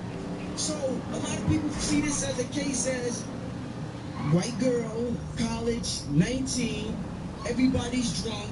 You wake up the next day, they say a lot of girls go on the walk of shame the next day, where they regret what they did the previous night, and they got on heels and they feel like a whore. So some people feel like it's that.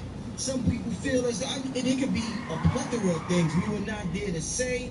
But what I'm getting to, Blue, is that the definition of rape kind of gets blurred when drugs are involved, when threesomes are involved, when you consent to threesome, when guilt is involved, when different colors is involved, when you're white and you don't want the university to know that two niggas done ran train on you. So there's a lot of different things that come into play here, Blue. Go ahead. It's a lot at play, you know what I'm saying? And all of it speaks to this whole cultural dialogue that we are trying to have as a quote-unquote nation right now. The proclivities of sex and race, as J.A. Rogers so expertly put it. You know what I'm saying? They get very muddy. So what is consent? You know what I'm saying? And let's be real. You feel me? Let's be real. For once in our life, you know what I'm saying?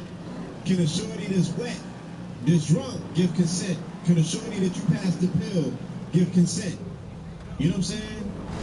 So it's a very thin line.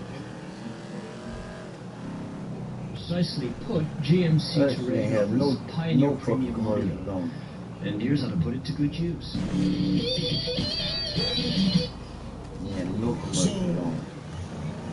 It's a very thin line, and I don't really care to tread that particular line. I know that I don't want no drunk, sloppy sex. You know what I'm saying? But that's just me talking sober. Like, I can be drunk as well, and you know, I remember. You know what I'm saying? I'm not that old where I can't hark back to a time where I was in a club and you was getting wet, you know what I'm saying? And Shorty was with you and you was trying to slide. That just comes naturally. You know what I'm saying? As it applies to being in that state, that's what that state leads to. That's your entire inspiration when you're in that state. You want to pop. You feel me? What state she's at where she can give consent? If I'm muddied and I'm wet, I can't really tell myself. You know what I'm saying? I'm just looking for an in so I can get in. You know what I'm saying? And chances are, and please forgive me for this, you know what I'm saying?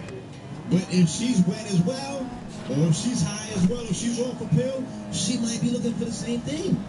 You know what I'm saying? And when she comes to, she can say, look, that's not what I was necessarily looking for. Are we ourselves when we're wet? Are we in our right minds? Are we the same person? I've heard stories about myself when I was drunk. I'm like, that can't be me. But guess what? You know what I'm saying? Because this person or that person wears the same countenance as my face, I'm responsible for that. You feel me? So we are responsible for ourselves in these particular states, whether we're high or whether we're sober. You know what I'm saying? We are responsible for all of the energy that we're putting into this universe. We can't put it on someone else, or we can't put it on something else. You know what I'm saying? No one is waterboarding us and forcing liquor down our throats. You know what I'm saying?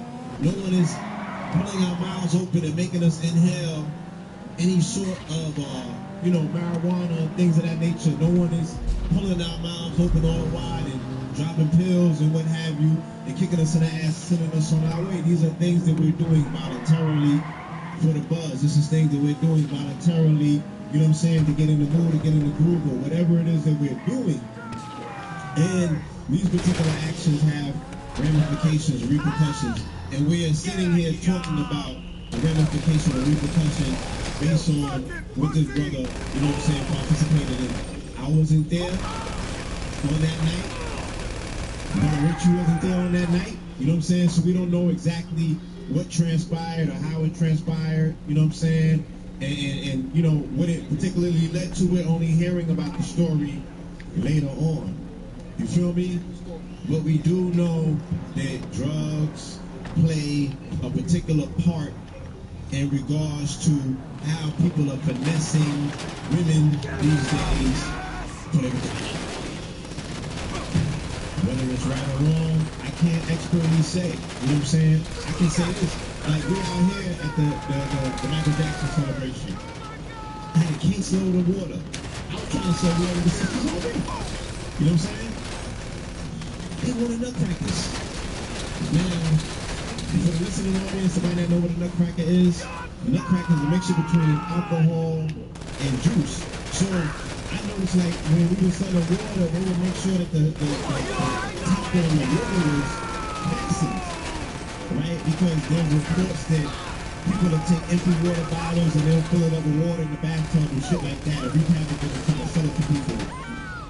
So they wanted to make sure that their water was official. But they're buying nutcrackers. Nutcrackers is made, you don't know what's in the nutcracker. They could drop a Molly in the nutcracker. They could drop a Mickey in the nutcracker. You know what I'm saying? They could drop whatever in the nutcracker. They want to check and see if the original nutcrackers with fastened and holes and shit like that. They were popping them shit open and throwing them in. You feel me? So what I'm saying is that we have to be mindful of how we all participate, how we all are cultivating ourselves towards, you know, the necessary form that we're supposed to be having. You know what I'm saying? We're mandated to be lit at all times. You feel me? What's gonna get me there? How I'm gonna get there? I'm gonna pop this pill, I'm gonna drink this nutty, I'm gonna smoke this blunt, I'm gonna do whatever it takes to get me where I need to go.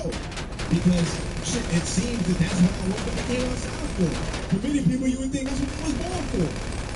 You feel me? So while we are taking this particular disposition that we gotta live every moment of our lives lit, at the end of the day, you feel me? There are people that are in the cut that are looking at that and they're praying, you know what I'm saying? And they're waiting for the opportunity to maybe have their way with you. Whether it's subtle or whether it's very overt. You know what I'm saying? Whether they taking some or whether they finessing you out of it. You gotta be mindful out there at all times as to what's going on. The decisions are ultimately yours. You know what I'm saying? Because like I said, no one is forcing your mouth open and pouring liquor down it. No one's forcing your mouth open and throwing pills in it. You feel me? No one's waterboarding you with liquor. Like, let's cut it out. In terms of this whole rape thing, Blue, the culture, the American culture, not just black culture, but in general, drugs is often used as a way to, get the mood going before sex. It's seen as being more enjoyable. The sex becomes more enjoyable when me and my shorty can sip some red wine, or they say marijuana is an aphrodisiac. When the ribbies in the system, ain't no telling you exactly. Yeah. So, or we can sip some Remy or some Hennessy or something. So it's known, and this is not just blacks. This is black people, white people, all people. They loosen up. This is what allows them to loosen up. Right. So when it comes to this rape thing, do you think that a red flag should go up when a girl cries rape or whatever, whoever cries rape, and you find out that they were intoxicated the night before, and you find out that they were high on marijuana the night before? Because they say sometimes you don't tell the truth about your experiences when you drink because you're ashamed of them. Or smoking. Let me be clear. Should there be some laws enforced about that? Yeah, let me be clear. Not for 1 minute am I advocating the rape of any individual based on their level of intoxication. I'm not saying because sisters want to drink nutcrackers or that because they smoke weed that they deserve to be raped. That's crazy. What I'm saying is that they have to be mindful because we live in a rape culture. You know what I'm saying? So there's no deterrent, obviously, in society that would say if you pissy drunk, you know what I'm saying, this man is not going to take advantage on you based on A, B, or C. Because that's how he's acclimated in this particular society. You feel me? He's kind of taught to take advantage of you. You know, the sweeter the better, whatever it takes. Okay? So it's just not a wise decision in these particular days and times for our sisters or our brothers to be so reckless to say, I'm just going to be pissy drunk, or I'm going to pop all these pills, and you just got all of this reckless abandon. But then these things are categorically happening, you know what I'm saying, behind closed doors that, you know, at the end of the day, you know, people are raising up their hands saying, like, I've been violated, you know, I don't know how this happened, you feel me? It's like, let's be more responsible as a people, point blank period. And I'm able to observe in real time the level of irresponsibility that the people are taking out here. In particular, our sisters. Yeah, I said it. You feel me? Like, you got to be more mindful, you know what I'm saying? You don't know what's going on. You don't know what intent this person has in their particular, in their mind when it comes to taking advantage of you. Sisters, you should think at all times someone's trying to take advantage of you. You feel me? That's just going to keep you on point. You know what I'm saying? You don't have the luxury of walking these streets thinking that no one is not in the business of taking advantage of you. There's millions of missing blue pill. Praise God. Indeed. There's millions of missing melanated women in this country. You know what I'm saying? We have to look at this as an issue that has to speak to the fact that, you know, we don't know what state those sisters were in. We don't know if they were inebriated. We don't know if they were sober. They just got snatched off the street. You know what I'm saying? We don't know if the motherfucking mothership came and they beating them up. We don't know what's going on because they're missing. You know what I'm saying? But we know enough to say, look, we need our sisters to be cognizant in these streets. We need them to be very mindful as to what's going on. Not only in these streets, there's a lot of online dating going on. You know what I'm saying? There's a lot of Tinder and dating apps and all of that shit popping off. These sisters need to be mindful when they go on these dates. You know what I'm saying? You do not know these brothers that you're dialoguing with. You not know these brothers that sliding in your DM. You don't know these brothers. You feel me? Because I'm around some of these niggas for 15, 20 years. I don't know. Okay? You don't know them. You know what I'm saying? some 151 get in them, you don't know them. You don't. So they got to be very, very mindful. You know what I'm saying? Like, some of these niggas out here is possessed. It's more than just alcohol and liquor. These niggas is walk-ins. They are in full possession. You know what I'm saying? The sisters just can't be allowing themselves to be, you know what I'm saying, so vulnerable to these predators. I want to read something else Nate Parker said. Yourself, Red Pill, Professor Griff, I talk with a lot of y'all, especially with all the police shootings happening on camera, about white privilege and white supremacy being a part of the collective consciousness of American culture. Nate Parker brought up male privilege, and I want to read something to you. I want to get your take on it. Male privilege, yes. All I can do is seek the information that'll make me stronger, that'll help me overcome my toxic masculinity, my male privilege, because that's something you never think about. You don't think about other people. It's the same thing with white supremacy. Try to convince someone that they are racist or they have white privilege. If it's in the air they breathe and the culture supports them, sometimes they never have to think about it at all. I recognize as a man there's a lot of things I don't have to think about, but I'm thinking about them now. I'm trying to transform behaviors and ideas that have never been challenged in certain ways in my life. I'm not a kid that I was at 19. So right. with that being said, male privilege, we live in a culture where you the man if you knocking them off. But if you're a woman and you get knocked off, you a whore. You a hoe. So I don't know. It's called slut shaming. Yeah, maybe that's part of what he was talking about with the male privilege. But go ahead. I think that he knows, right, excluding the racial factors, right, that are at play. Like he said, he made a point to speak about white privilege, and he's identifying the fact that he's benefiting from male privilege. So male privilege in a society, yes, right, deals with allowing the males. This shit is like purge night. You know what I'm saying? They're allowing the males to go about and do whatever it is that they please to do with these particular females out here. You know what I'm saying? And it's almost supported by the culture. Like I said, we live in a rape culture. You know what I'm saying? That same school that he went to is a school that Sandusky was running through little boys. You feel me? And I think that even Sandusky was benefiting from male privilege at that particular time. The way that story was buried and shrouded in lies and things of that particular nature. I feel more so that he may have benefited from the position that school played when it came to sports, right? Maintaining the integrity of the sports institution that Penn State is, and Joe Paterno and what have you. So that's part of male privilege. You know what I'm saying? That's part of this whole aspect. It comes into sports. It comes to the jocks. It comes to this, that, and the other. So the perception that we carry in society is that if you're a jock, you got to have them lined up. You know what I'm saying? That's something that's accepted. That's something that's almost like promoted in our society. You feel me? And we talking about all the way from when they tots. You know what I'm saying? That you want to be that jock athlete. You want to be the one that gets all the girls. You know what I'm saying? We were doing workout exercises with the young man yesterday in the park. And Shorty was like, this is gonna, the push-ups, this is gonna get me strong? I was like, yeah. He's like, I'm gonna get the girls? I was like, yeah. And it's that simple. You know what I'm saying? So the male privilege in society is that the booty is always the booty. You know what I'm saying? And this is what people put on for. This is what brothers put on for. They put on for the booty. And there is nothing in society in terms of deterrence to say, look, you're wrong and she's right.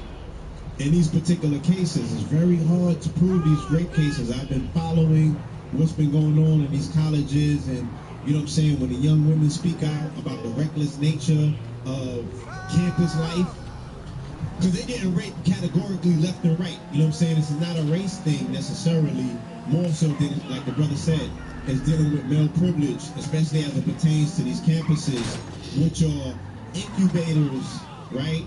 Or microcosms of the macrocosms. So what you see going on in these college campuses, this is what's going on in society, you know what I'm saying, in general. And they're preparing these young men for society. By saying, look, that was a youthful indiscretion, we're going to let that pass. You know what I'm saying? You have an entire future ahead of you.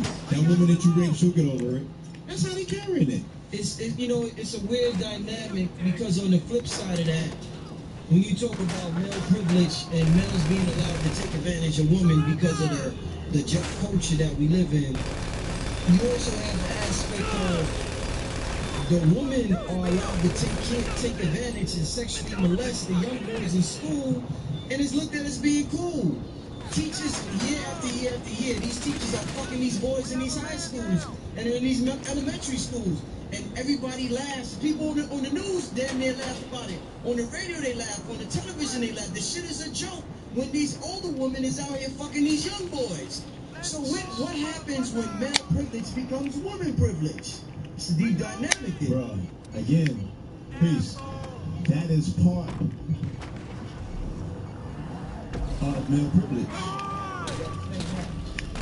These young boys are looked at as jocks. These young boys are looked at as, you know, they have accelerated in the field, right, of sexual experience, which is a rite of passage for young males, period, in any culture. And when I say any culture, I mean for melanated young men, for, you know, non-melanated young men, you know what I'm saying?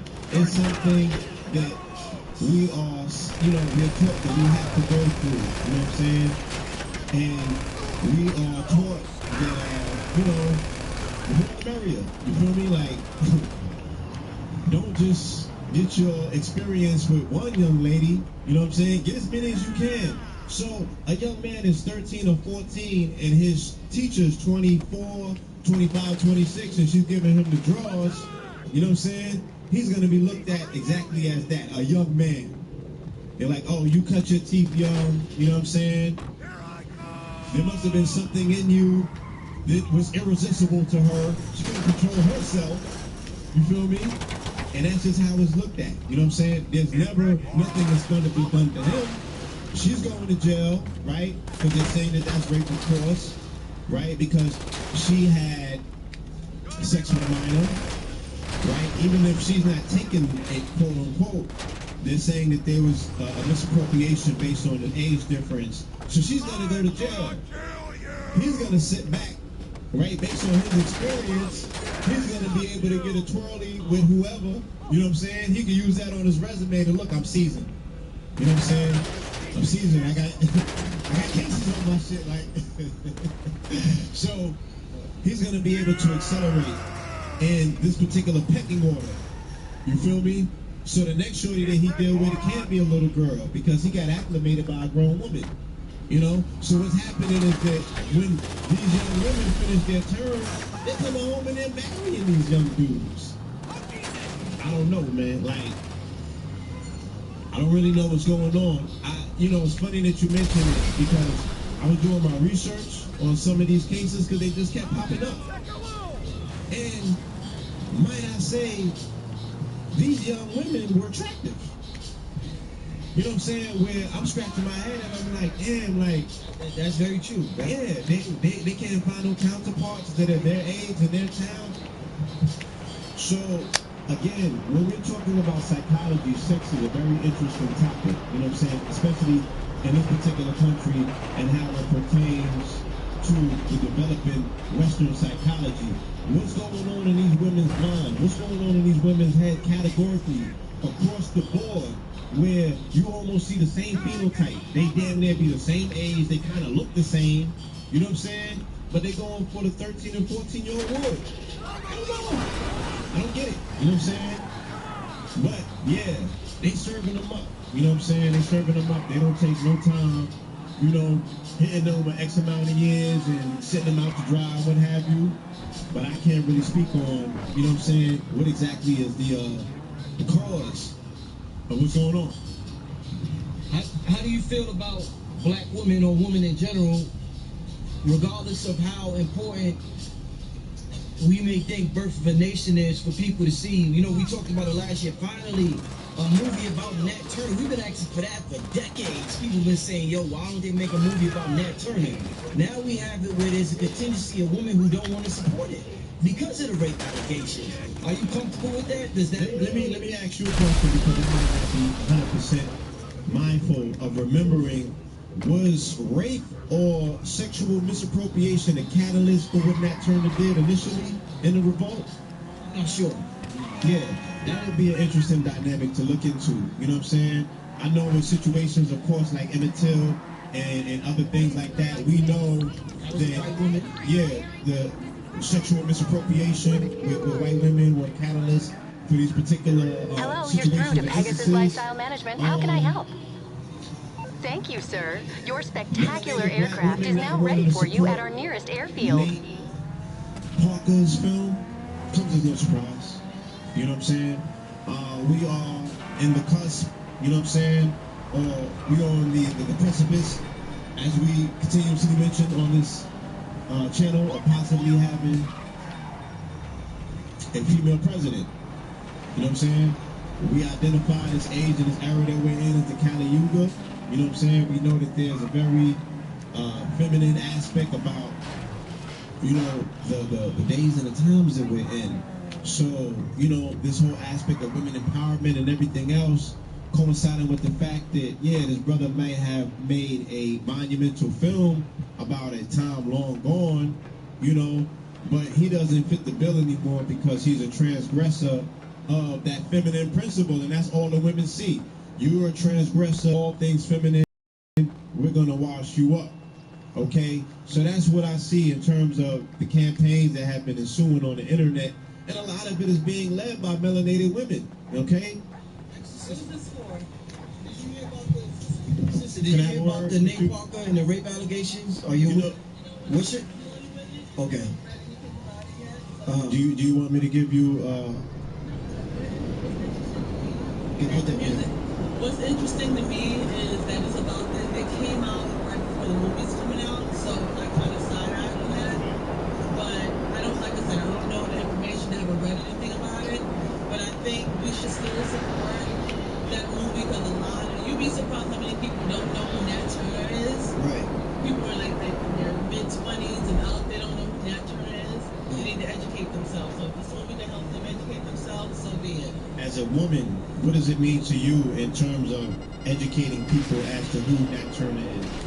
I mean, as a woman, as a black person in general, we should know about our ancestors. You know, they worked hard, they died for what we have now. So we need to make the time and learn about our history. And then the next step after that is, what do we do to help our youth to move forward in this fight? Because it's a continuous fight. It's not going to be, you know, we're not going to overcome in 2016, 2017. It's a continuous struggle. So we need to educate our youth so they'll be knowledgeable about what's going on. And so we will continue this fight because despite what they're telling us, we're humans. We deserve the same things that people of other races are getting. So that's what we need to do. It's not about being a woman or a man. It's about being a black person. You know, because look at our history. We didn't ask to come over here. We were stolen and brought over here, and we made this country. You know, from our ancestors' blood, sweat, and tears.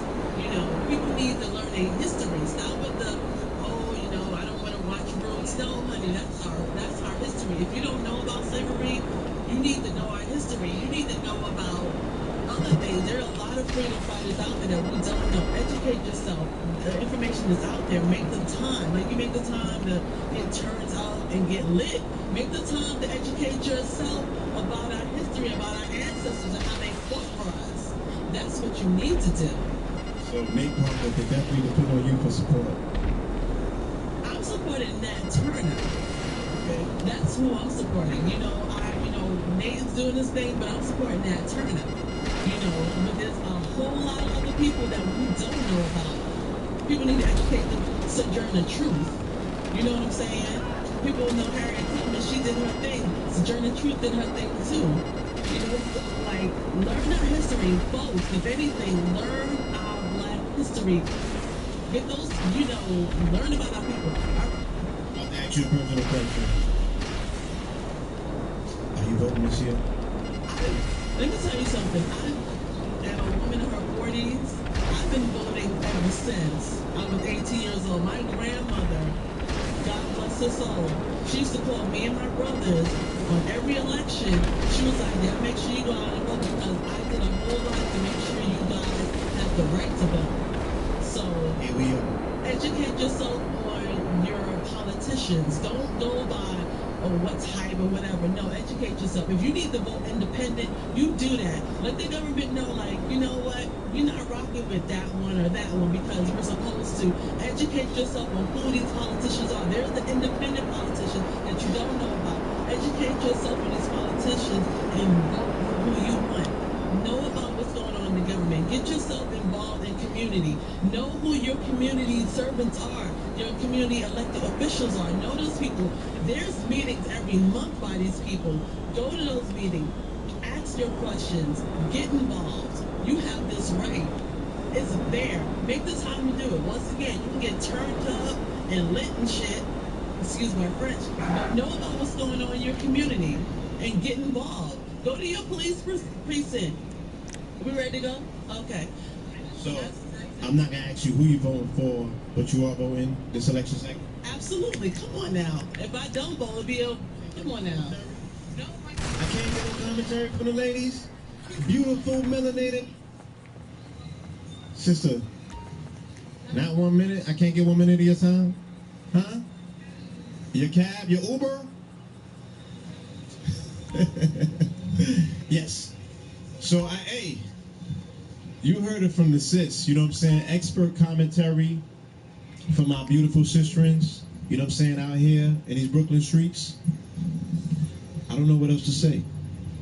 Leave your contact info, Blue. It's excellent. Yes. Blue Pillar 44. Okay, that's on the IG. Paul Moreland on Facebook. SoGoBiz, SOLEGOLDBIZ.com. Ocean14corp.com. MyPowerPieces.com. Law44.com. Alright? And you can holler at us, KTLEmpowerment@gmail. If you got to send an email or anything of that nature. Peace, love, and light. See you next episode. Peace. Peace, family. This is Brother Rich from you. Brother Rich, send you something, bro. I'm send you something so you can let me call my name out. Some shit.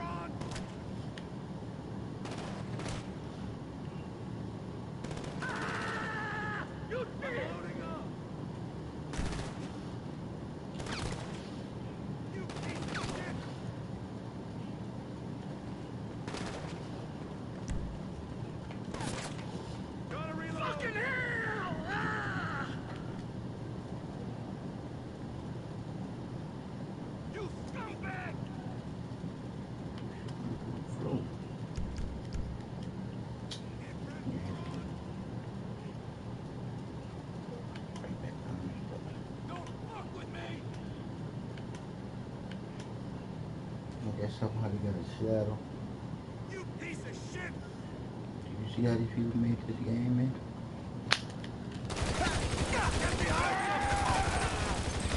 Next.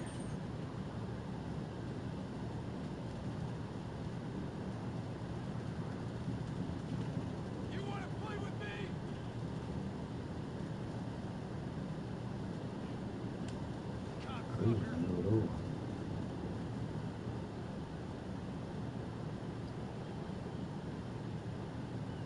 Semper Fi, motherfucker!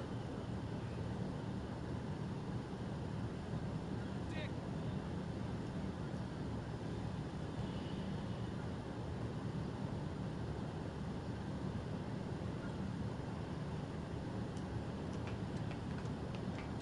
I'm a fucking Marine!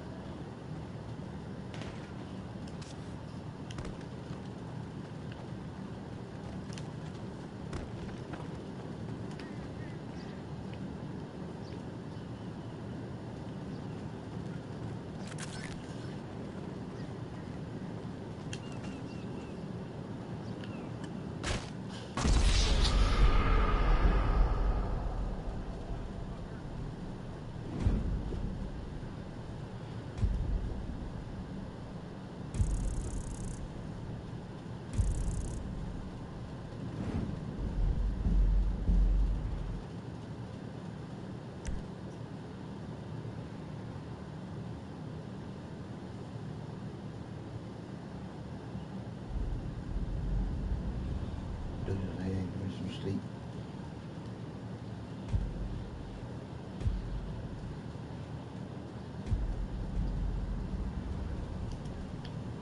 I'm gonna do it upright.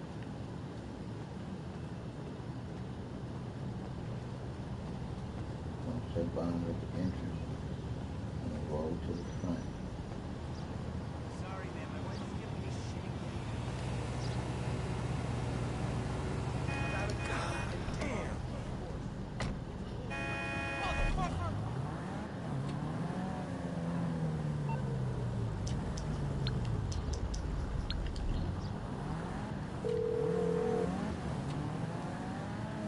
Hello, this is Pegasus Lifestyle Management. How can I help?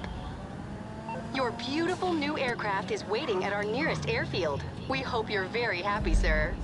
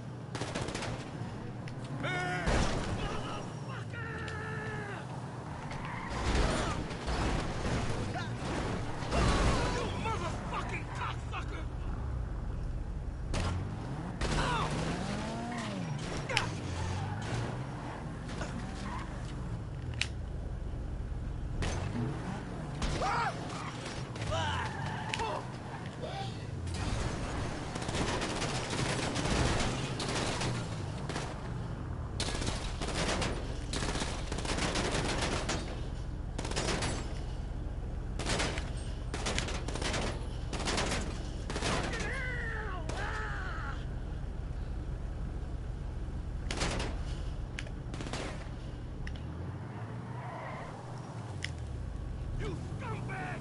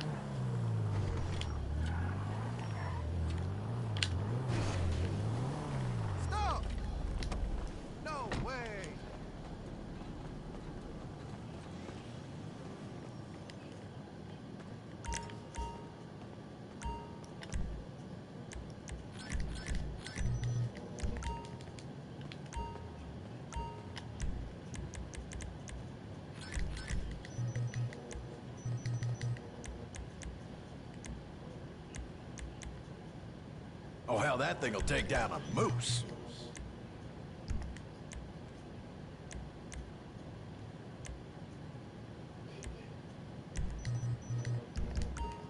Oh, look at you two together. What a lovely fucking couple.